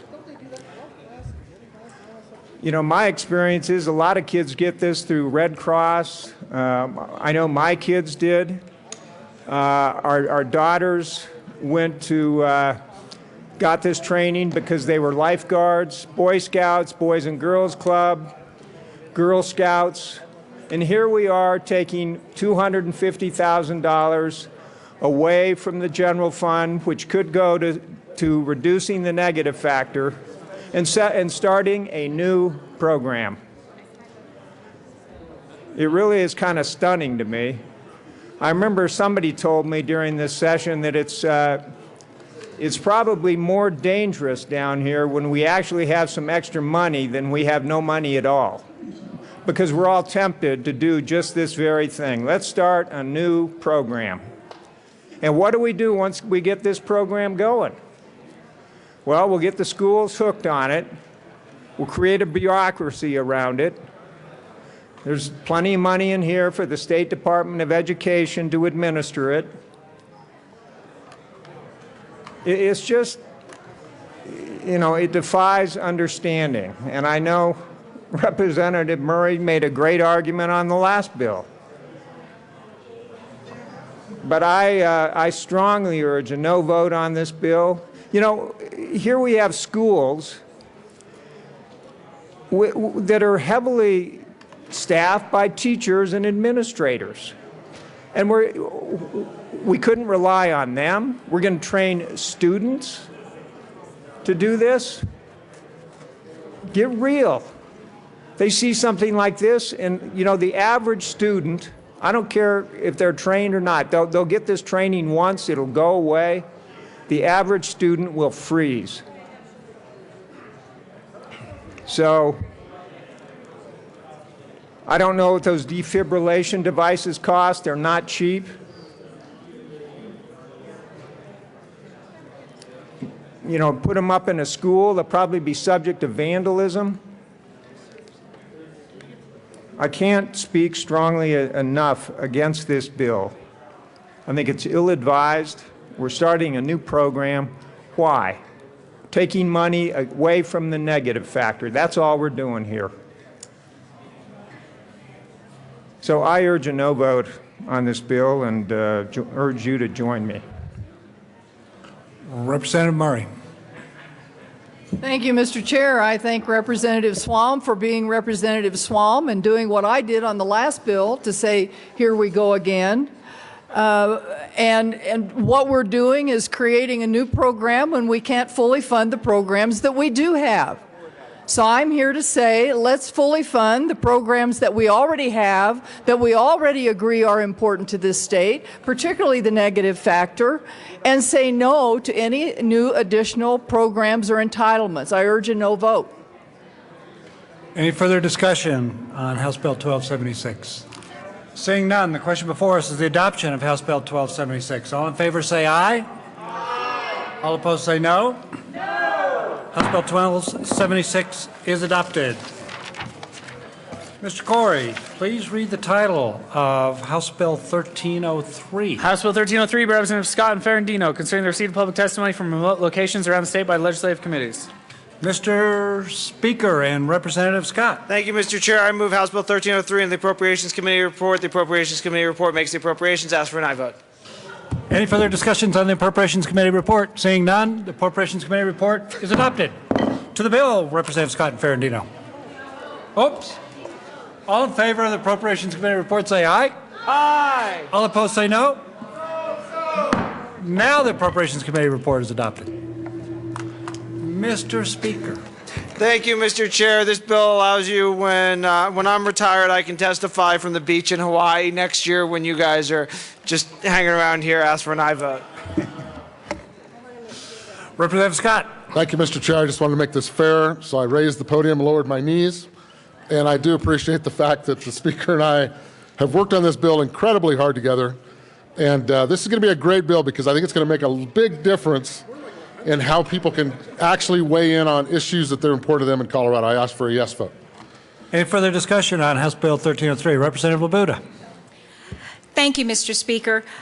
Those of us who live in the metro area can easily come here to testify. This bill really, really helps people and rural Colorado on the western slope, southeastern Colorado, north, wherever they are except the metro area, because they'll be able to testify once the bill gets up and running. They'll be able to testify before committee.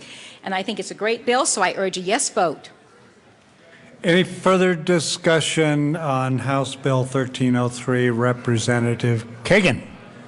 Mr. Chair, I'm just like to ask the Speaker, if we pass this bill, we're in danger of having the Speaker testifying after he's left the House from the beach in Hawaii, and that's an argument for the bill? That sounds like a pretty bad argument for the bill, so I'd like to understand that. Representative Wilson. Thank you, Mr. Chair.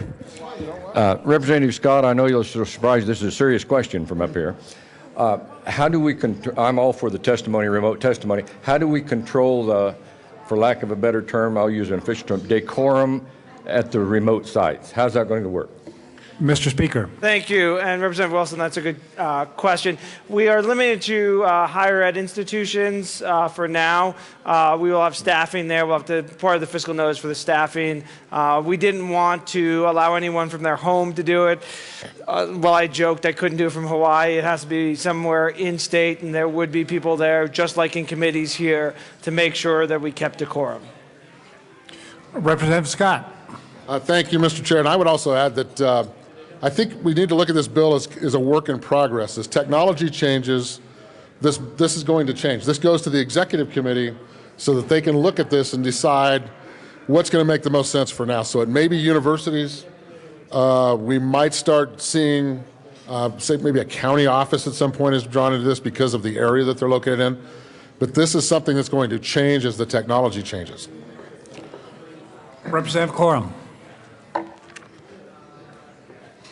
Thank you, Mr. Chairman, and I thank Speaker Ferrandino and Representative Scott, also known around here as the odd couple, for bringing this bill, but I think it is very important. We heard this bill in committee. A group came over from Grand Junction, and the roads were much like they were yesterday when I-70 is closed and you can't make that trip. So I've had people that have wanted to come here and testify, but because of road conditions were unable to do so. And what you must realize, when you're 300 miles away and want to come and testify, that's also 2 days out of your life, travel costs, motel costs, meals. It's very expensive for the people in the far reaches of our state to come here and testify, and I think this gives them a great opportunity. Thank you for bringing it. Is there any further discussion? Representative Mitch Bush. Thank you, Mr. Chair. Thank you, Representative Scott and Speaker Ferrandino. This is a wonderful bill for rural Colorado, especially the western slope, for all the reasons that Representative Corum just said. So please vote yes. Representative McLaughlin. Thank you, Mr. Chair. Again, for the same reasons as Ms. Bush and the Speaker and Representative Scott, my house is 342 miles from this building. People from my district have a very difficult time getting up here testifying. This is the wave of the future, so we can participate electronically. I would ask strong support for this bill. Any further discussion on House Bill 1303? Seeing none, the question before us is the adoption of House Bill 1303. All in favor say aye. Aye. All opposed say no. 1303 is adopted. Mr. Kohler, please read the title to House Bill 1326. House Bill 1326 by Representatives Primavera and Scott, also Senator Hodge, concerning tax incentives for alternative fuel trucks. Representative Primavera. Thank you, Mr. Chair. I move House Bill 1326 and the Appropriations Committee report and the Finance Committee report and the Transportation and Energy Committee report. To the Appropriations Committee report. Thank you, Mr. Chair. The Appropriations Committee report just basically added the appropriations clause. I ask for an aye vote. Is there any further discussion on the Appropriations Committee report? Seeing none, all in favor of the Appropriations Committee report say aye. Aye. All opposed say no. Appropriations Committee's report is adopted. To the Finance Committee report, Representative Primavera. Thank you, Mr. Chair. The Finance Committee report made a couple of changes that help the electric truck industry. They're a little bit lighter than other trucks, and that was one of the changes it made. And then it clarified federal standards that a large truck over 26,000 pounds would have to meet in order to continue to receive a sales tax exemption. I ask for an aye vote. Any further discussion on the Finance Committee report? Seeing none, the question before us is the Finance Committee report. All in favor say aye. Aye. All opposed say no. Finance Committee report is adopted. To the Transportation Committee report, Representative Primavera. Thank you, Mr. Chair. The Transportation Committee report added some different categories to the bill for the different types of vehicles that we're trying to incentivize people to buy, and I ask for an aye vote. Is there any further discussion on the Transportation Committee report? Seeing none, the question before us is the adoption of the Transportation Committee report. All in favor say aye. Aye. All opposed say no. Transportation Committee report is adopted. To the bill, Representative Primavera. Thank you, Mr. Chair. I move Amendment L005. Amendment L005 is properly displayed. To the amendment, Representative. Thank you, Mr. Chair. This is basically a cleanup amendment, and it connects this hydraulic kinds of trucks to the SOT, and I ask for an aye vote. Any further discussions on L005? Seeing none, the question before us is the adoption of L005. All in favor say aye. Aye. All opposed say no. L005 is adopted. Representative Primavera. I think Representative Scott's going to do this part. Welcome. Thank you, Mr. Chair. We are to the bill? We are to the bill. Thank you, Mr. Chair. Appreciate that. We passed this out of Transportation Committee with a very positive vote. I think this has been lost a little bit between the idea of a tax credit and cleaning up tax code. If you look at the fiscal note, I realize this is a complicated fiscal note, but we are saving the taxpayers $1.5 million per year. But we are also able, because we cleaned up old tax code and we're giving away sales tax credits, we were able to actually pay for the incentives that we're going to go forward. Now, somebody just a few moments ago said, well, I don't want to pick winners and losers.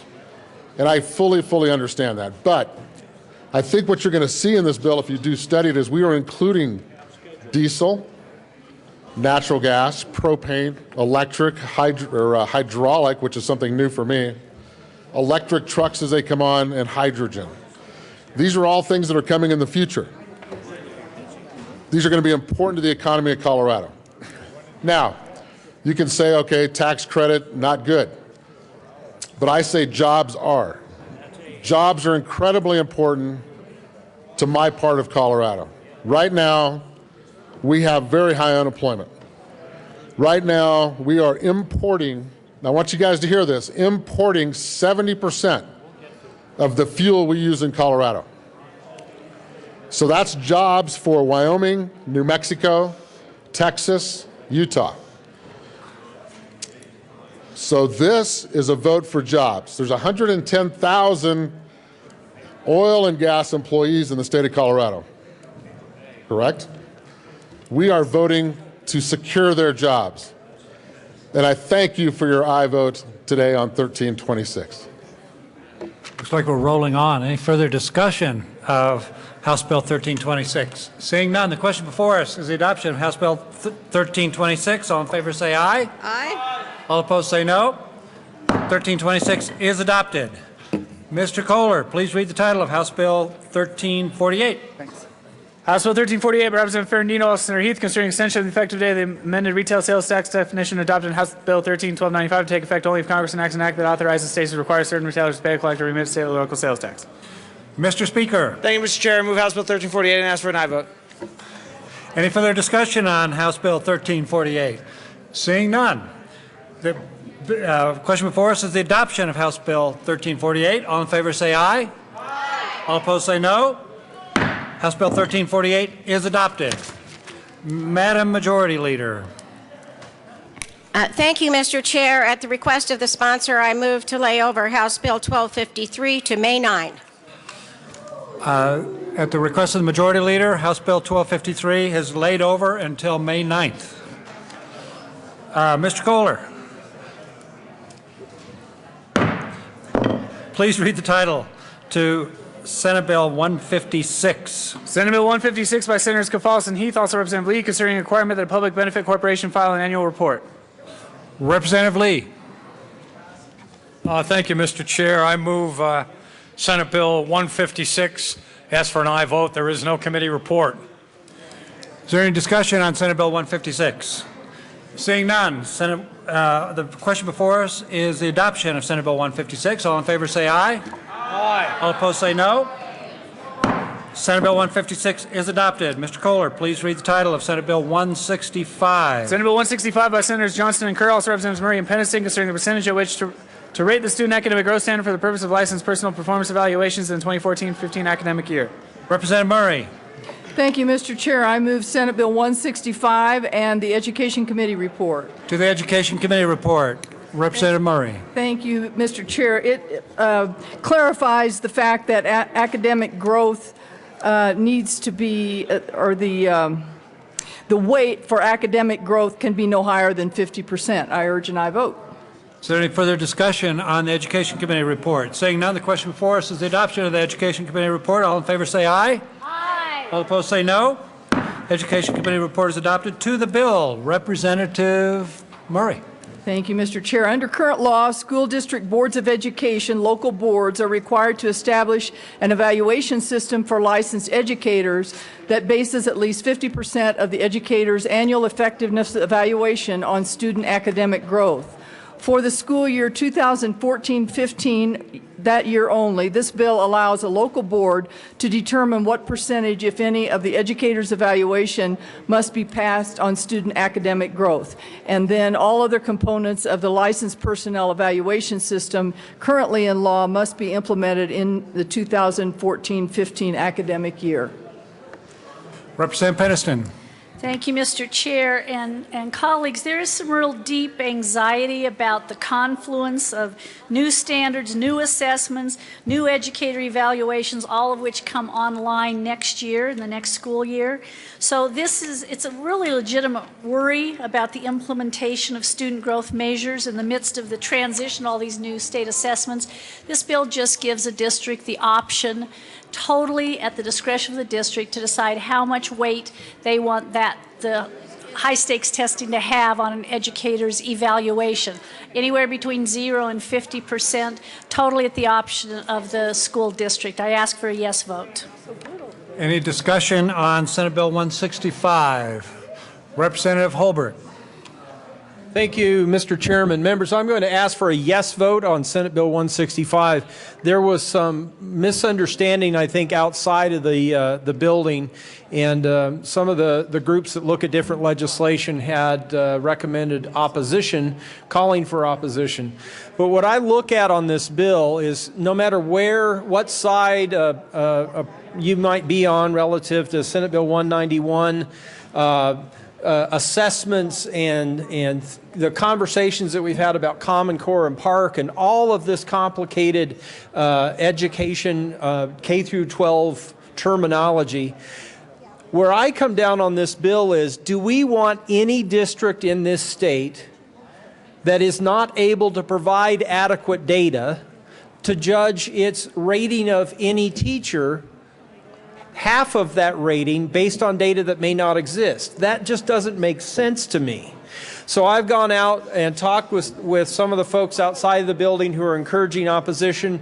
They see this as some sort of pushback on Senate Bill 191. I want to thank Representative Murray for her heroic work on that past effort. But when we come down to Senate Bill 165, do you want a school district to rate a teacher on data, half of their rating, on data that doesn't exist? I think that this bill makes sense. It's a one-year opportunity to work through an adjustment period and ask for an aye vote. Any further discussion on Senate Bill 165? Seeing none, the question before us is the adoption of Senate Bill 165. All in favor say aye. Aye. All opposed say no. Senate Bill 165 is adopted.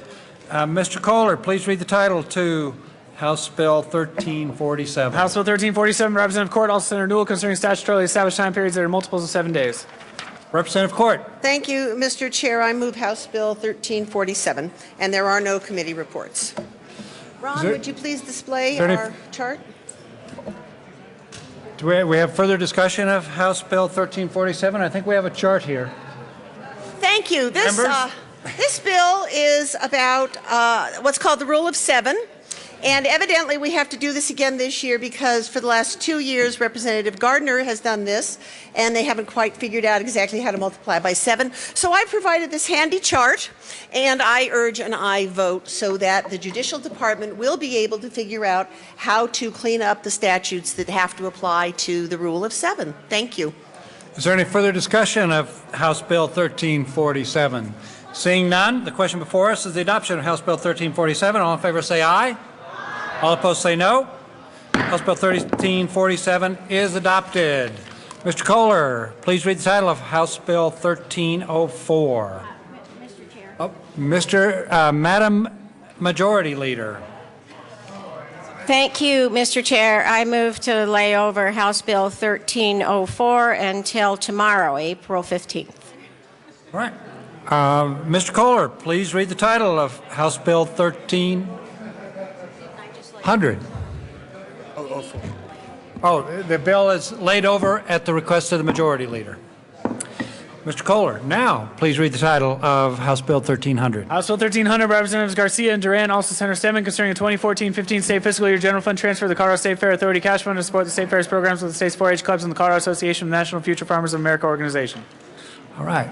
Representative Garcia. Thank you, Mr. Chair. Mr. Chair, I move House Bill 1300 and the Appropriations Committee report. All right. Representative Garcia.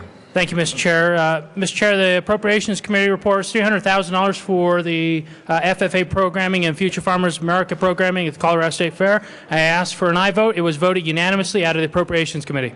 Any further discussion of the Appropriations Committee report? Seeing none, the question before us is the Appropriations Committee report. All in favor say aye. All opposed say no. The Appropriations Committee's report is adopted. To the bill, Representative Garcia.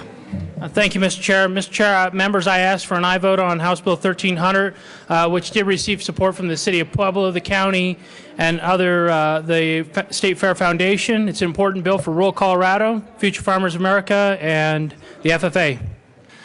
Is there any further discussion on House Bill 1300? Seeing none, the question before us is the adoption of House Bill 1300. All in favor say aye. Aye. All opposed say no. House Bill 1300 is adopted. Mr. Kohler, please read the title of House Bill 1037. House Bill 1037, Representative Landgraf, also Senator Baumgartner, concerning enforcement of laws against designer drugs. Representative Landgraf. I move House Bill 1037.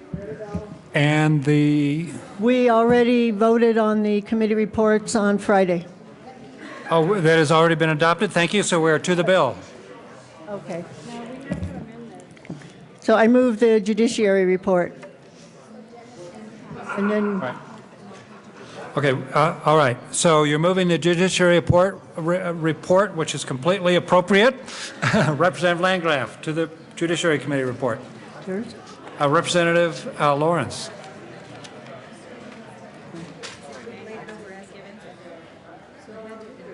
Yes. That's the amendment we laid over. Oh, yeah. Representative Lawrence. Yeah. Oops, sorry. Thank you, Mr. Chair. I apologize.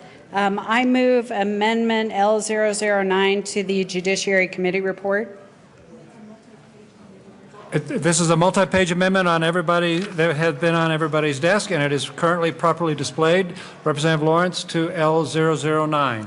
Thank you, Mr. Chair. And what we discovered in the Judiciary Committee was that we needed to harmonize the language from this bill to what was currently in statute. So what we're doing here, the law creates new provisions under the Colorado Consumer Protection Act.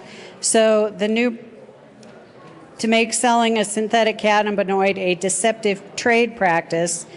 And what we're doing here is harmonizing the language to make sure that there are no gaps in statute, that the same language applies across the board as we read through the laws passed by the state of Colorado. And I ask for an aye vote on this amendment.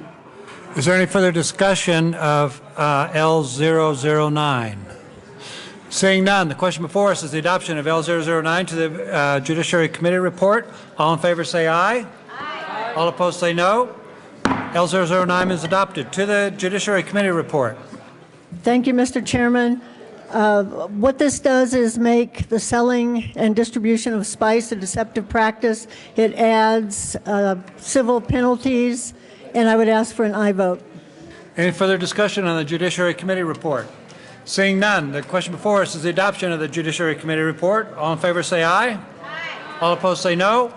Judiciary Committee report is adopted. To the bill, Representative Landgraf. Thank you, Mr. Chairman. This is a great bill. Vote yes. Representative Murray. Thank you, Madam Chair. I would like to thank Representative Landgraf for all of her work, and I would like to tell the press to stop comparing these designer drugs like Spice to marijuana. I heard a report this morning, I won't tell what channel it was, that they said this is a drug like marijuana. Spice has no relationship to marijuana. There's no marijuana in it.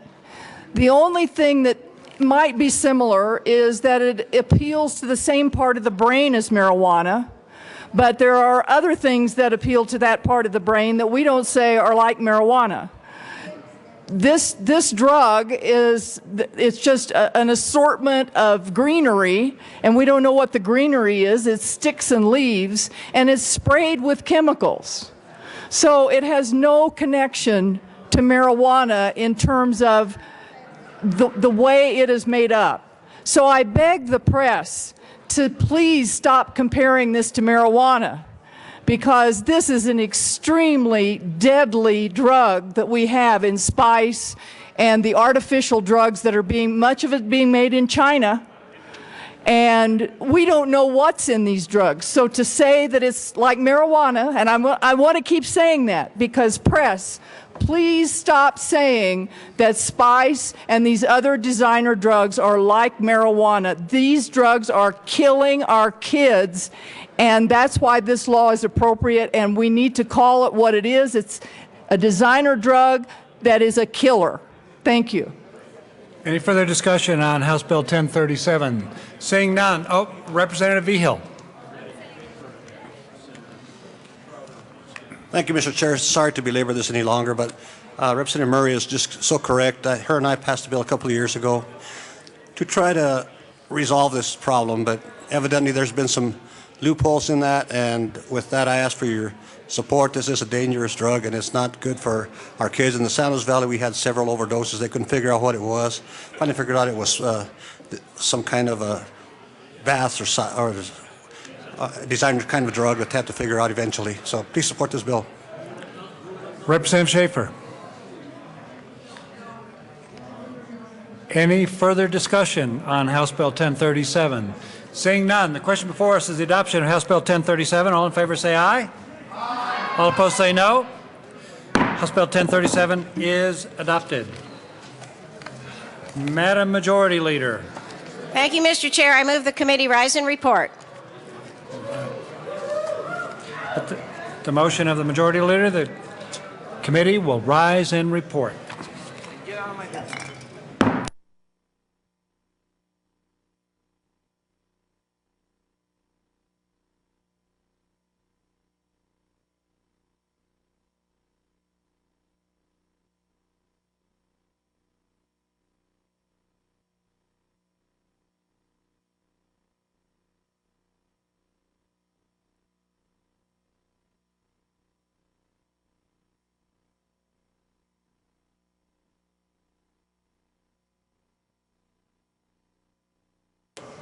The House will come back to order. Mr. Kohler, please read the report of the Committee of the Whole. Mr. Speaker, Committee of the Whole begs leave reports under consideration following tax bills being second reading thereof and makes following recommendations thereon. House Bills 1012, Amendment 1023, Amendment 1032, Amendment 1037, Amendment 1085, Amendment 1093, Amendment 1096, Amendment 1101, Amendment 1124, Amendment 1156, Amendment 1276, Amendment 1300, Amendment 1303, Amendment 1326, Amendment 1347, and 1348. Passed on second reading in order, gross by second calendar for third reading and final passage. Senate Bills 156 and 165 amended, passed on second reading in order, revised, placed on calendar for third reading and final passage. House Bill 1253 laid over until May 9th. Mr. Kohler, oh, sorry, hold on. Representative Tyler.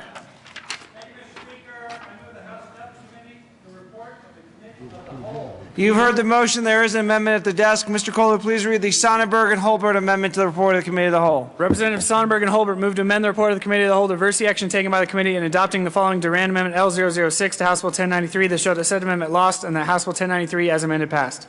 Representative Sonnenberg.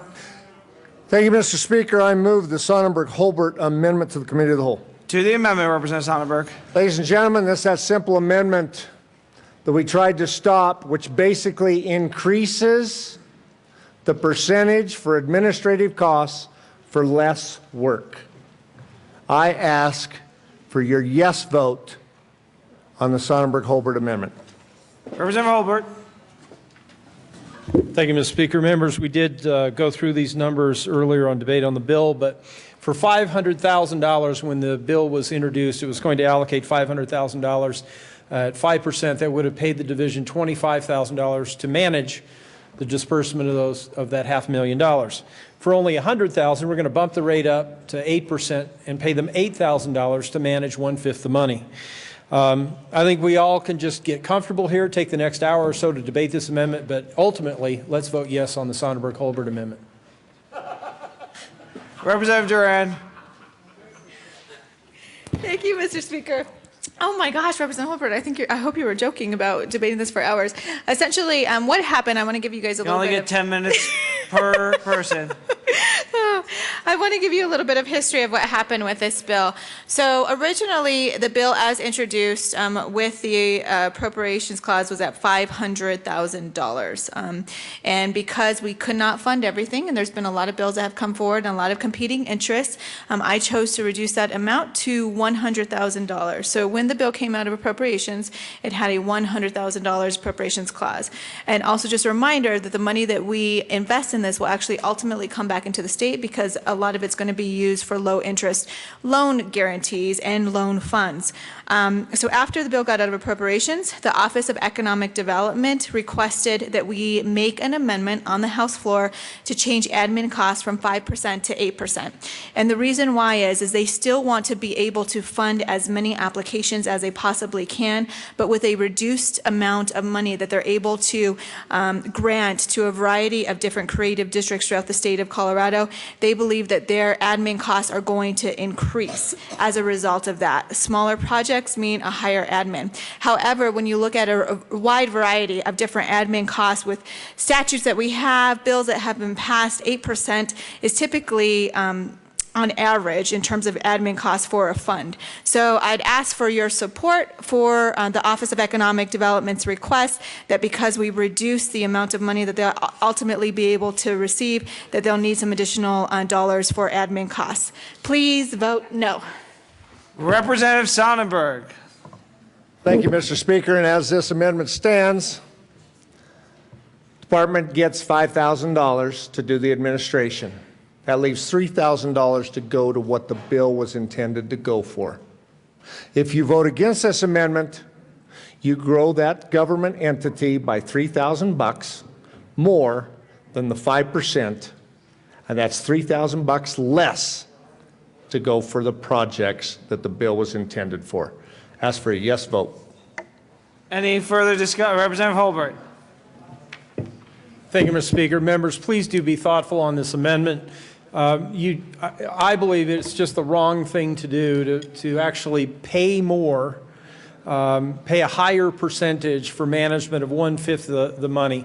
We are, this bill will make loans to companies in the creative industries. And those loans, as I said earlier, we don't even start to get payments back until the 16-17 fiscal year. That is an enormous amount of time before that first payment is due. And in exchange for those incredible terms, we're going to pay the state government 8%, $8,000 on that $100,000 amount. We are paying more for less. This amendment makes sense. Please vote yes. Any further discussion? Representative Duran.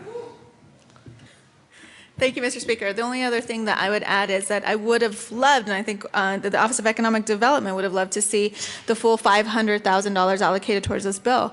But there were a lot of competing interests this year, and so we reduced that fiscal note to $100,000. And as a result of that, in an effort to continue to try and have a statewide impact and look at the creative districts across the state of Colorado, there's going to be smaller amounts that will be allocated and naturally increase admin costs. So I ask for a no vote. Seeing no further discussion, the question for the House is the passage of the Sonnenberg-Holbert Amendment to the report of the Committee of the Whole. Mr. Kohler, please open the machine and members proceed to vote.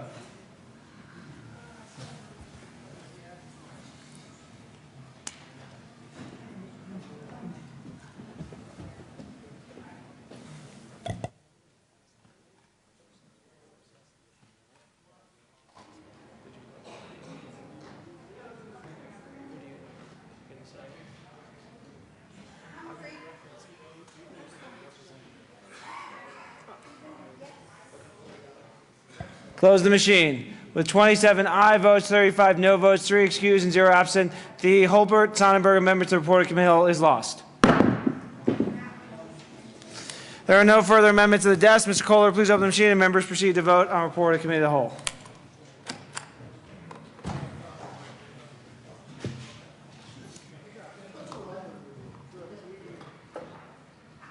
Representative Humphrey. Close the machine. With 62 aye votes, 0 no votes, 3 excused, and 0 absent, the report of the Committee of the Whole is adopted. Mr. Minority Leader. Thank you, Mr. Speaker. I'd like to ask for a moment of personal privilege.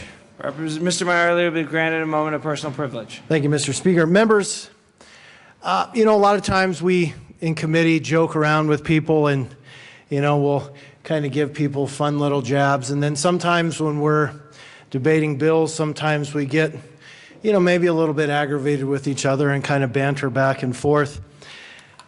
But 99.9% of the time, I think at the end of the day, we're being very respectful to each other.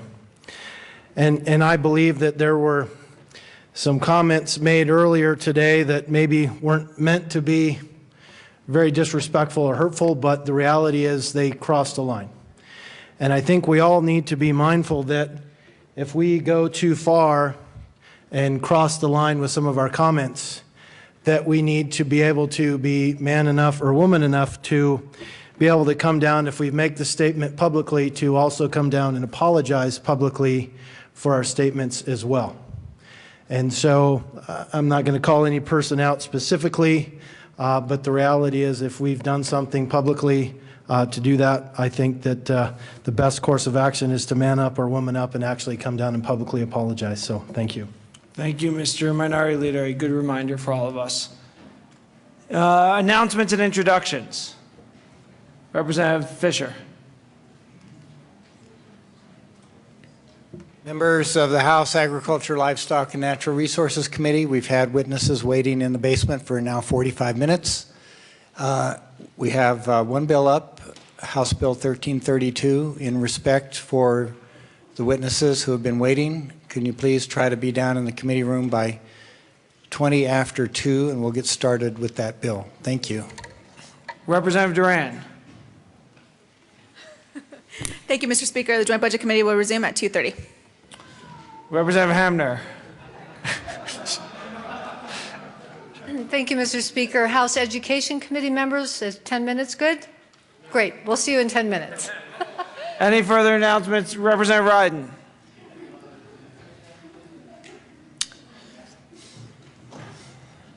Thank you, Mr. Speaker. And the State Veterans and Military Affairs Committee will be meeting in 15 minutes over in LSBA. We have 4 bills will be, and well, 3 bills and 1 resolution that we will be dealing with today. Thank you. Members, good work this morning and afternoon. We will not need to come back today because we got through the calendar. Have a good time in committee. We'll be back here at 9 a.m. tomorrow morning. The House will stand in a brief recess.